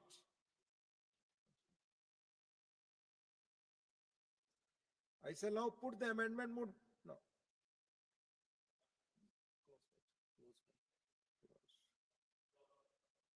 I shall now put clause 5 to vote. Those in favor will please say aye. Those against will please say no. I think the ayes have it, the ayes have it, the ayes have it. Clause 5 is adopted. Clause 6 stands part of the bill. There is one amendment. Number 10 by Dr. John Britas, not present.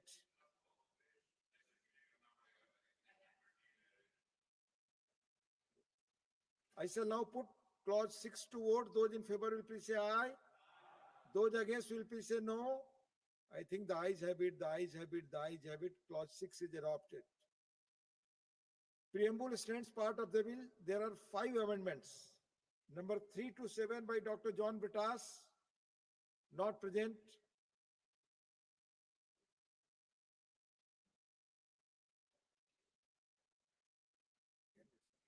I shall now put the preamble to vote. Those in favor will please say aye. Those against will please say no. I think the ayes have it, the ayes have it, the ayes have it. The preamble is adopted. The clause 1, the enacting formula and the title stand part of the bill. Those in favor will please say aye. Those against will please say no. I think the ayes have it, the ayes have it, the ayes have it.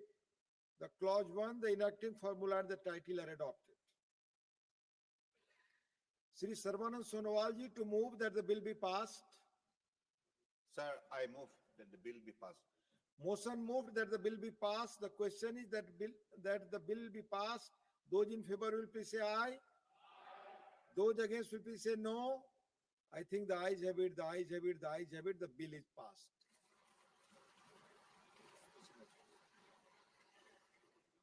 Now special mentions. Dr. Bhim Singh. Dr. Bhim Singh ji. Dr. Bhim Singh not present. Sri R. Dharmar not present. Dr. Ajit Madhav Rao Gopchade demand for framing the necessary rules to regulate matrimonial websites. धन्यवाद सभापति Thank you, Deputy Chairman, sir. for framing of necessary rules to regulate matrimonial websites. Bharat में Sir, in our country, as far as institution of marriage is concerned, various websites are working in this field, and these websites, these platforms are facilitating people to have their life match as far as information, locality, and other attributes are concerned. But one person has been nabbed from Chhattisgarh as the mastermind of one matrimonial fraud website, and this platform was complicit in duping more than 500 people across the country. And this person had made 6 such fraudulent websites, and in the name of matrimony and such alliances, this website was duping people out of their money, and a great amount of money was involved, sir. In which, sir, incident, one person was also nabbed from state of Jammu and Kashmir, and this person had used one of these marriage websites, and this person was also involved in sexual harassment of one woman from Pune. Honorable High Court has one High Court has also said that there is no rules and regulations for regulating these websites, and these websites must be regularized. There has to be some regulation, there has to be some bylaws. We have to control all these business activities, and various types of information is also there which is not furnished, which is concealed when these websites are furnishing. For example, one person may be divorced, but that information is not available. So we have to come up with such new initiatives where the information is available, is made available in a transparent manner, and this will not only increase the trustworthiness of these matrimonial websites, and people will then be able to use these platforms in a more convincing way. So I have to urge upon the government that the regulation of these websites be made available in the country. Yadav.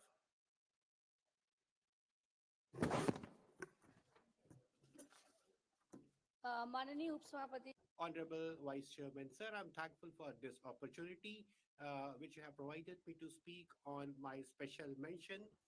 Sir, my topic is about the strengthening of sugar mills and cooperative sector, and government has done a lot in this sector. A lot has been done for them. And ethanol production has also been linked with the sugar mills working in the cooperative sector, and incentives have been given to them. Digitalization and other sorts of incentives has been given to them. Now, my request to the government is this, sir. Then, in the eastern part of Uttar Pradesh and northern part of Bihar, where the farmers of sugarcane are there in large numbers, there is a need of more solid initiatives. And because many a times these mills are not having due financial resources and they are facing financial crunch, so I request upon the government that for these specific zones, something more is required and that should be done. More specific schemes are required, more specific initiatives are required for these areas. Dr. Kalpana Saini ji.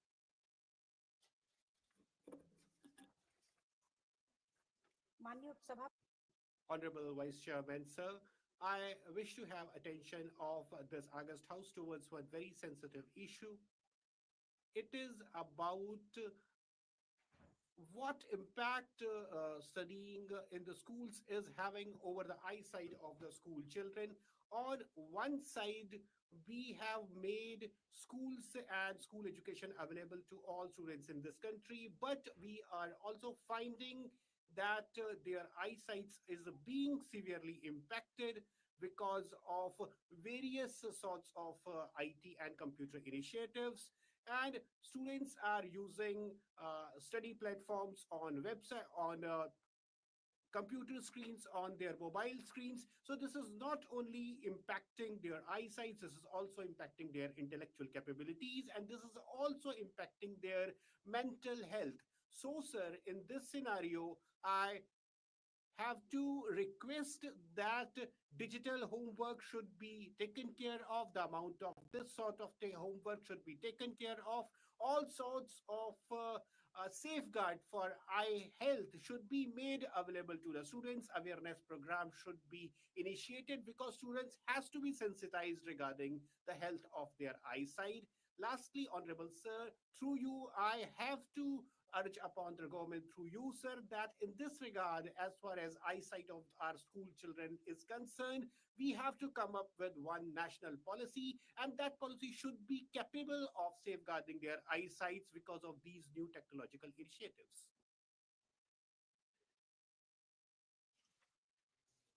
माननीय उपसभापति Honorable Vice Chairman, sir, Bharat Ratna to national heroes Veer Savarkar, Swami Sahajanand Saraswati, and Field Marshal Manik Shah. देश की उन तीन महान these three great persons of the nation, sir, and I have to get the attention of this August House towards these three great personality. Veer Vinayak Damodar Savarkar is one such name who is actually a symbol of self-sacrifice and great ideological strength. He served two life imprisonments, and despite that, he never bowed before the colonial forces. And he has been inspiration of various other revolutionaries, perhaps including Sardar Bhagat Singh as well. Then, Sir Sardar Bhagat Singh is one of those revolutionaries who was inspired. Then, Sir Swami Shraddhanand was also a great name in this regard, and he worked for abolishment of zamindari system, and he worked for upliftment of lower classes. Finally, Sir Field Manek Shah was responsible, he was the pivot of a great military win this country has achieved, and his strategic genius has etched a very specific history as far as military might of this country is concerned. For these three names, sir, Veer Damodar Savarkar, Swami Shraddhanand, and Field Manek Shah, these three names, these three personalities should be given Bharat Ratna, and that is a very important, sir. This will not only honor them, this will also strengthen peasantry and the youth of this nation, and that will become inspirational for one and all. Thank you, sir. The subject is demand for strengthening the mechanism of cyber security in the country. I rise to draw the attention of this House to alarming rise in cyber frauds and digital finances crimes across our country. As we move towards the robust digital India, our citizens are increasingly adopting online banking, UPI, and other digital payment modes. While this transformation has empowered millions, it has also opened new avenues for sophisticated fraudsters to target innocent people, especially senior citizens and those in rural and semi-urban areas. I would like to commend the Government of India and the Reserve Bank of India for issuing timely advisories to the bank and payment operators, and also the CERT for continuously strengthening our cybersecurity framework. The recent steps taken to create awareness through campaigns like Cyber Jagruta Abhiyan are indeed commendable. However, considering the evolving nature of cyber threats, there is a pressing need to further tighten enforcement mechanisms, enhance rapid response systems, and promote widespread digital literacy at the grassroots level. We must also encourage state governments to set up specialized cybercrime cells and ensure adequate training for law enforcement personnel. I urge the Ministry of Home Affairs, Ministry of Electronics and IT, and other concerned agencies to intensify their efforts so that our citizens can continue to trust and benefit from our digital revolution without fear of vulnerability. Thank you. Thank you. Shri A. Rahim ji, not present. Dr. Medha Vishram Kulkarni ji. Thank you, sir. Sir, my subject is need for cancer prevention and treatment measures in rural areas of Maharashtra. Sir, I rise to draw the attention of government to an alarming public health concern emerging from Hingoli district in Maharashtra. During recent Sanjeevani health screening campaign, over 14,500 women were found with symptoms suggestive of cancer out of approximately 2,93,000 women screened. This situation underscores the critical need for early detection, timely diagnosis, and accessible treatment, especially in rural and underserved regions. While such mass screening campaigns are laudable, they must be strengthened with robust follow-up mechanism and medical infrastructure. I urge the government to consider the following immediate measures. Establish and upgrade diagnostic facilities at local health centers for mammography, cervical screening, and biopsy services. Deploy mobile oncology units in remote areas to ensure on-ground diagnosis and early stage intervention. Launch targeted awareness drives to educate women about early warning signs and remove the stigma associated with cancer. Leverage schemes such as Ayushman Bharat, Mahatma Jyotiba Phule Jan Arogya Yojana to cover diagnostic tests and treatment comprehensively. Maharashtra reported the second highest number of cancer cases in India in 2023, with around 1.21 lakh new cases. This number reflects a growing cancer burden in the state, particularly among the women in rural areas. This is a silent crisis that requires a multi-sectoral, urgent, and sustained response. I request the government to ensure that early detection leads to timely care and positive outcomes for for every woman affected. Thank you, sir. Thank you. Shri A.D. Singh ji.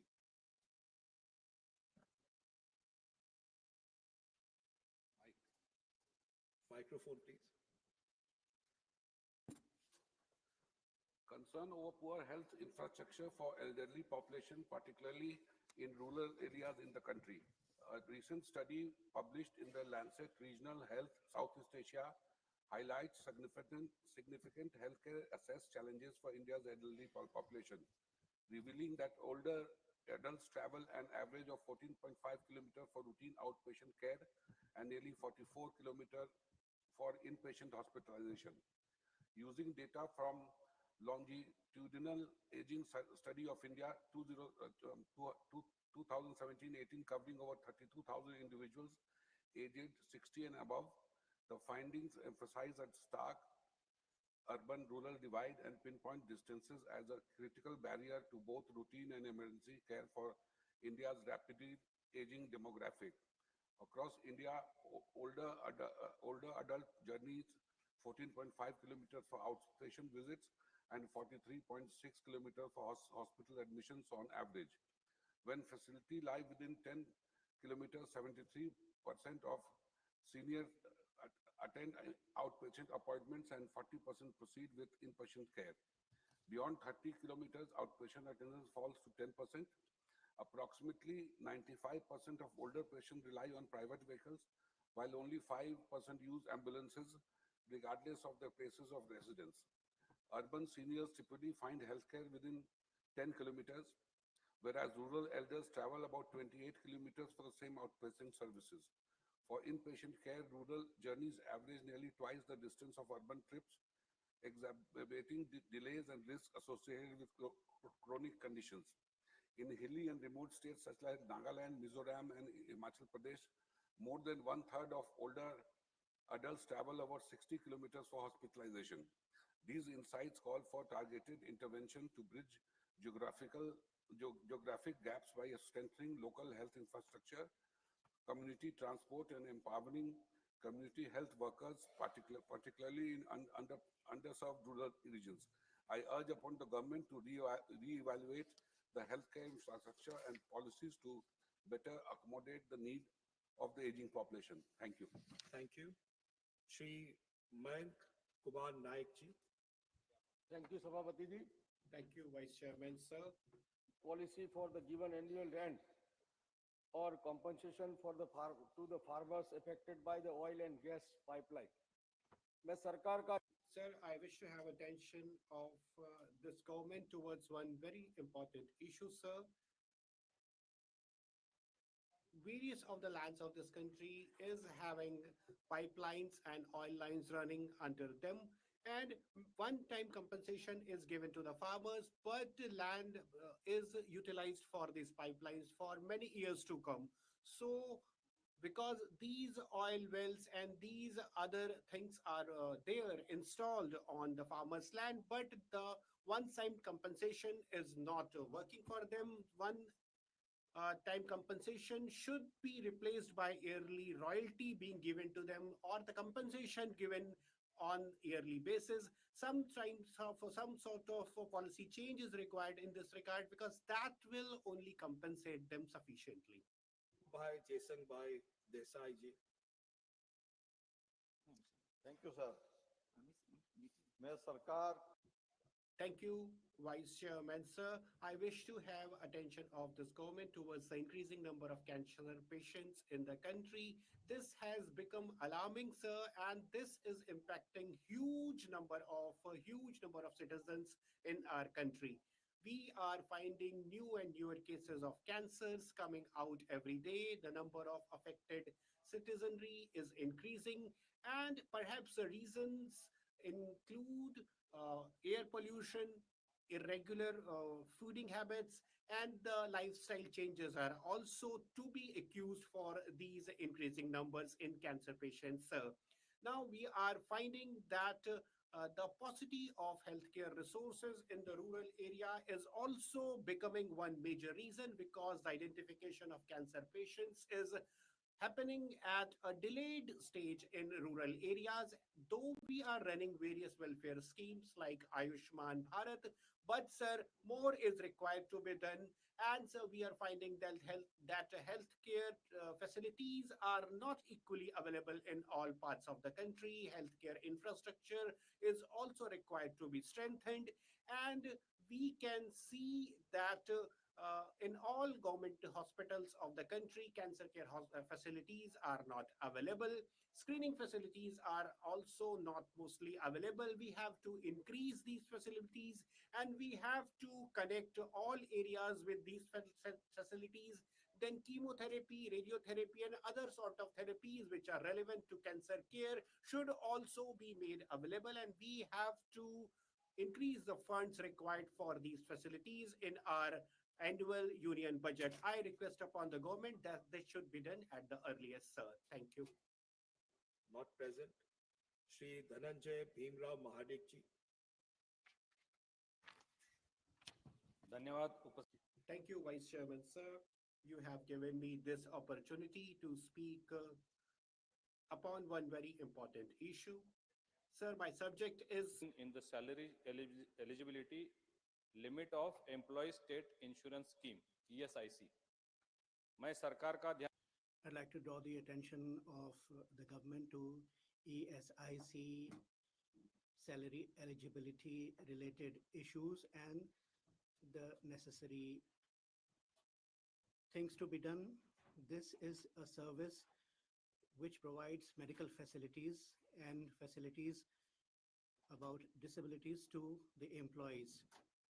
Right now, under the scheme, maximum eligibility as per salary is 21,000 rupees per month, and in special circumstances, it is 25,000, which is according to the situation prevailing and the inflation rate today, it is quite insufficient.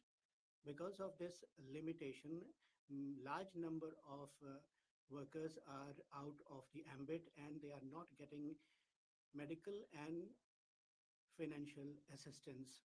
I request the government to enhance this limit. At least it should be made 35,000 per month so that more and more workers are covered under ESIC and benefit. It's a decision that should be taken expeditiously by the government and ESIC. Dr. V. Shivdasan ji now, not present. Shri Dorji Sharing Lepcha ji. माननीय उपाध्यक्ष महोदय, Honorable Vice Chairman, sir, demand for development for infrastructure in Sikkim. I'm happy to tell that Sikkim is celebrating 50 years of its formation. I'd like to draw the attention of the government to this. You are aware how Sikkim is a landlocked state, and Tibet, Bhutan, and Nepal we are bordering, and we have difficult terrain, and we have the target to be 2047 developed country. We need to put in double the effort and have double the speed. So it is obvious that we have to have all the benefits accruing to those who are there to be covered. And so far we have seen that from the state of Sikkim, important positions like secretary, governor, etc., they have not been adorning. I'd like to draw the attention of the government to this fact. Our Honorable Prime Minister is for Sabka Saath, Sabka Vikas, all to be on board, all to be developed. So we should have equitable contribution ensured. Thank you. JB Mathur Hisham, not present. Srimati Kiran Chaudhary ji. Thank you, sir. So first of all, I would like to congratulate the government for the massive and rapid development of the national highways. And I would like to draw the attention of the government to the fact that there is a recurring and severe traffic congestion on NH 48, especially on the stretch between Dholakua and Gurugram, with the Mahipalpur junction being the primary bottleneck. This stretch is a lifeline for daily commuters, airport traffic, and interstate logistics. However, due to inadequate road capacity, poor merging infrastructure, and lack of viable alternatives, the Mahipalpur choke point causes long traffic jams and commuter distress every day. In this context, sir, I urge the government to prioritize the development and promotion of alternative routes, such as strengthening and widening the Vasant Kunj Andheria Mode Gurugram Road as an effective parallel corridor, improving the Palam Bijwasan Kapas Heda route to divert traffic from NH 48, implementing grade separated interchanges and underpasses at key junctions near Mahipalpur, and enhancing last mile connectivity to the airport via elevated roads or express corridors. These measures, along with better traffic signaling and enforcement, can offer long-term relief to the people of Delhi NCR who are daily commuters on this road. Thank you, sir. Thank you. Shri Raghav Chadha ji. Thank you, sir, for accepting my notice and permitting me to raise an important issue under special mentions. My subject is demand of legal right for annual health checkup for every Indian. हर भारतीय को Every Indian should have annual health checkup legal right. Today, I am speaking for 140 crore Indians, and it relates to their health. Annual health checkup in India has become a luxury, which is available only to the moneyed people. Give it a thought. A mother who did not know that she was suffering from cancer, a son who came to know about hypertension when stroke was there, a sister who lost her eyesight and then diabetes she came to know of. After COVID-19, sir, we have seen so much. Today we see the dangerous video circulating how a boy dies playing cricket and due to heart attack. A bridegroom dies during marriage because of cardiac arrest, and children die running on the field. National Family Health Survey NH5 has said that 2% women in the country are able to get scanning for cancer done. I urge upon the government that annual health checkup should be made the right of every citizen so that cost-effective, facilitated medical scanning is possible across the country. In other countries, time to time, health checkup right is available to the citizens. The governments themselves call the citizens to get it done. If in India we encourage health checkup annually, then so many lives can be saved. Sir, I'd like to request the government that every citizen should be encouraged to have the legal right of annual health checkup so that at least once in a year, everybody gets the whole body checkup done. And diagnostic, prognosis related issues can be taken care of because life is everything. Members,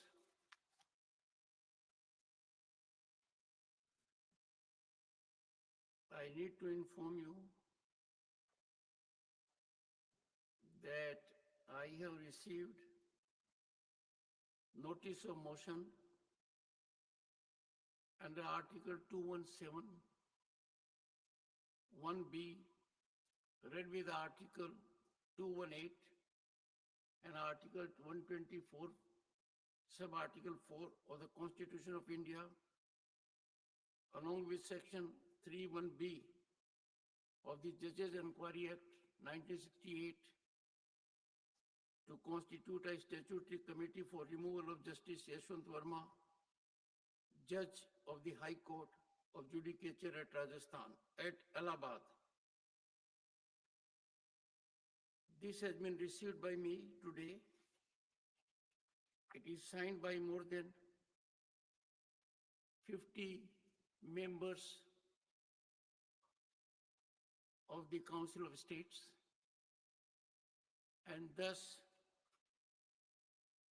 it meets the numerical requirement of signing by members of parliament for setting in motion a process for removal of a High Court judge. I direct the Secretary General to find out whether a similar motion has been moved in the House of People, the Lok Sabha, and this is being done for the purpose that under the Judges Enquiry Act 1968, the procedure is different if a motion is presented in one house or if the motion is presented on the same day in both the houses. If the motion is presented in the two houses on different dates, then the motion which is presented in the house first, that alone is taken into consideration, and the second motion gets non-jurisdictional. But if the motion is presented in both the houses on the same day, then the provisions are different. If the motion is presented only in one house, then the presiding officer of that house has the competence to consider the motion and either admit or reject it. But if a motion is presented on the same day in both the houses, then the provisions are different. Then the right of the speaker or the chairman to admit or reject the motion is not there. Then the motions become property of the House. I would invite your attention in that behalf to Section 3, Subsection 2 of the Judges Enquiry Act 1968.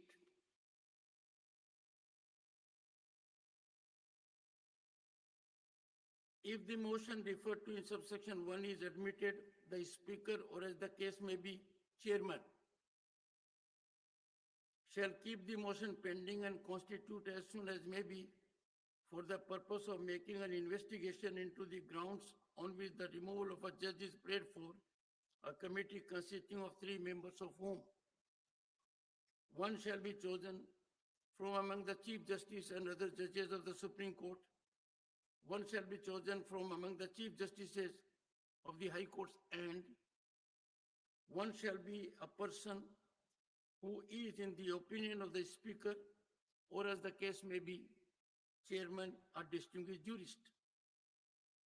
And before that, it is given that if a notice given of a motion for presenting an address to the President praying for removal of a judge signed by, in the case of a notice given in the House of People by not less than 100 members of the House, and in the case of a notice given in the Council of States by not less than 50 members of that council, then the Speaker, or as the case may be, the chairman may, after consulting such persons, if any, as he thinks fit, and after considering such material or materials, if any, as may be available to him, either admit the motion or refuse to admit the same.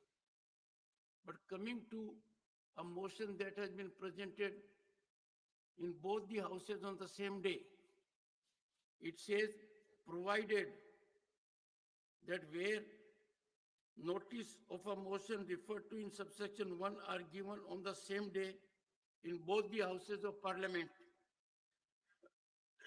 no committee shall be constituted unless the motion has been admitted in both the houses, and where such motion has been admitted in both houses, the committee shall be constituted jointly by the Speaker and the chairman.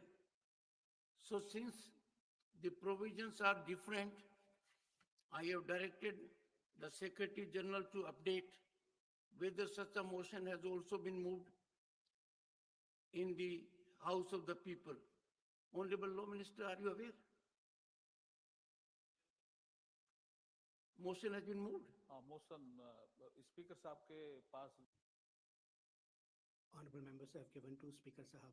In that case, since the Honorable Law Minister is present here and has so indicated that a similar motion has come to be presented by requisite number of members of Parliament of Lok Sabha, requisite more than 100.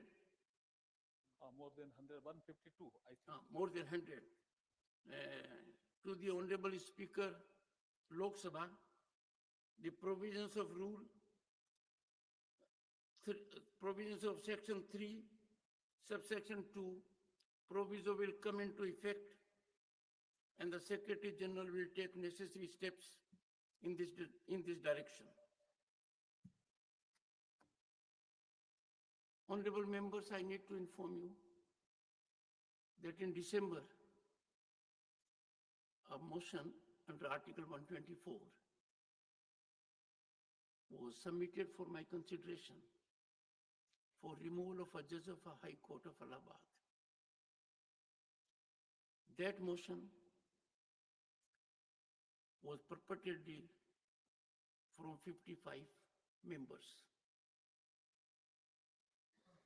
I examined that and found that one particular member had signed at two places. The result was that the representation, the motion, indicated there are 55 members seeking removal, but actually it was not 55, it was only 54. So obviously an inquiry was conducted to find out from the member who had signed twice, allegedly. The honorable member declined his second signature. And that made the matter a little more serious, because it was required of me then to get to the bottom of the issue and find out whether the representation was meriting consideration. And the process was initiated for verification of signatures and authentication. That process is under progress. I will get an update and come back to the House. I have already indicated to this august House on an earlier occasion that if the requisite number of members who verify their signatures and the number goes above 50 or more, I would proceed and deal with the issue of a signature that has been twice there and not owned by the member in a different manner. Because if a motion carries two signatures of the same member and the honorable member declines that he has not signed at two places but he has signed only at one place, the matter becomes serious and culpable. This august House has to set very high standards. If we do not live up to the highest expectations of the people, then we will be putting things under the carpet and not subjecting them to deep investigation.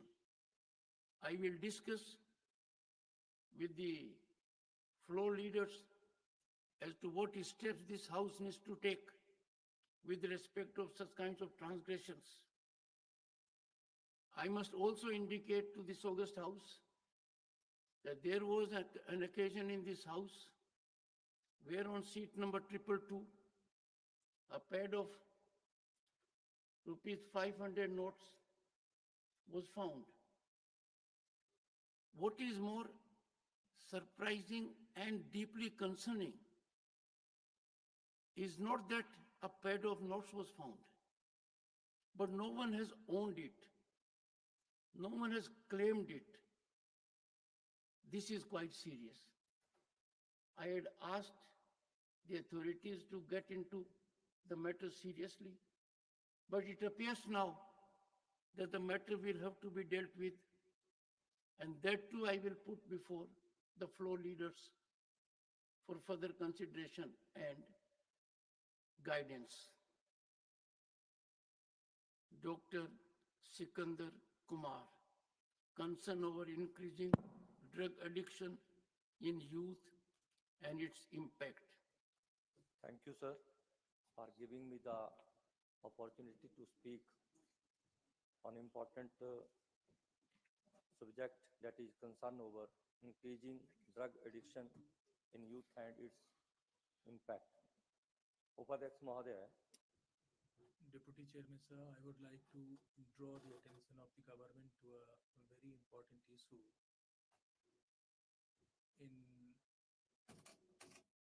Recently, Himachal Pradesh has witnessed a number of cases relating to drug addiction, and the youth of our country, they are fast getting addicted to narcotic substances, and it has become a very serious issue which is impacting the society and families in a in the most negative way. And these drug addictions relate to consumption of heroin and other very harmful substances. And the youth are fast becoming addicted to these harmful drugs like cocaine and heroin and others. And the money that is the illegal money that is generated from this drug trade is used for antisocial activities, and it is causing a great concern for national security. And I would request Government of India to come up with a strong legislation in this regard.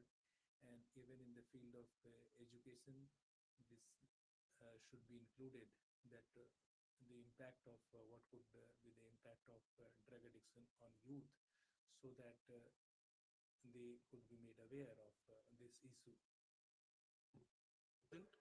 Shri Bijlal ji. Thank you, Deputy Chairman, sir.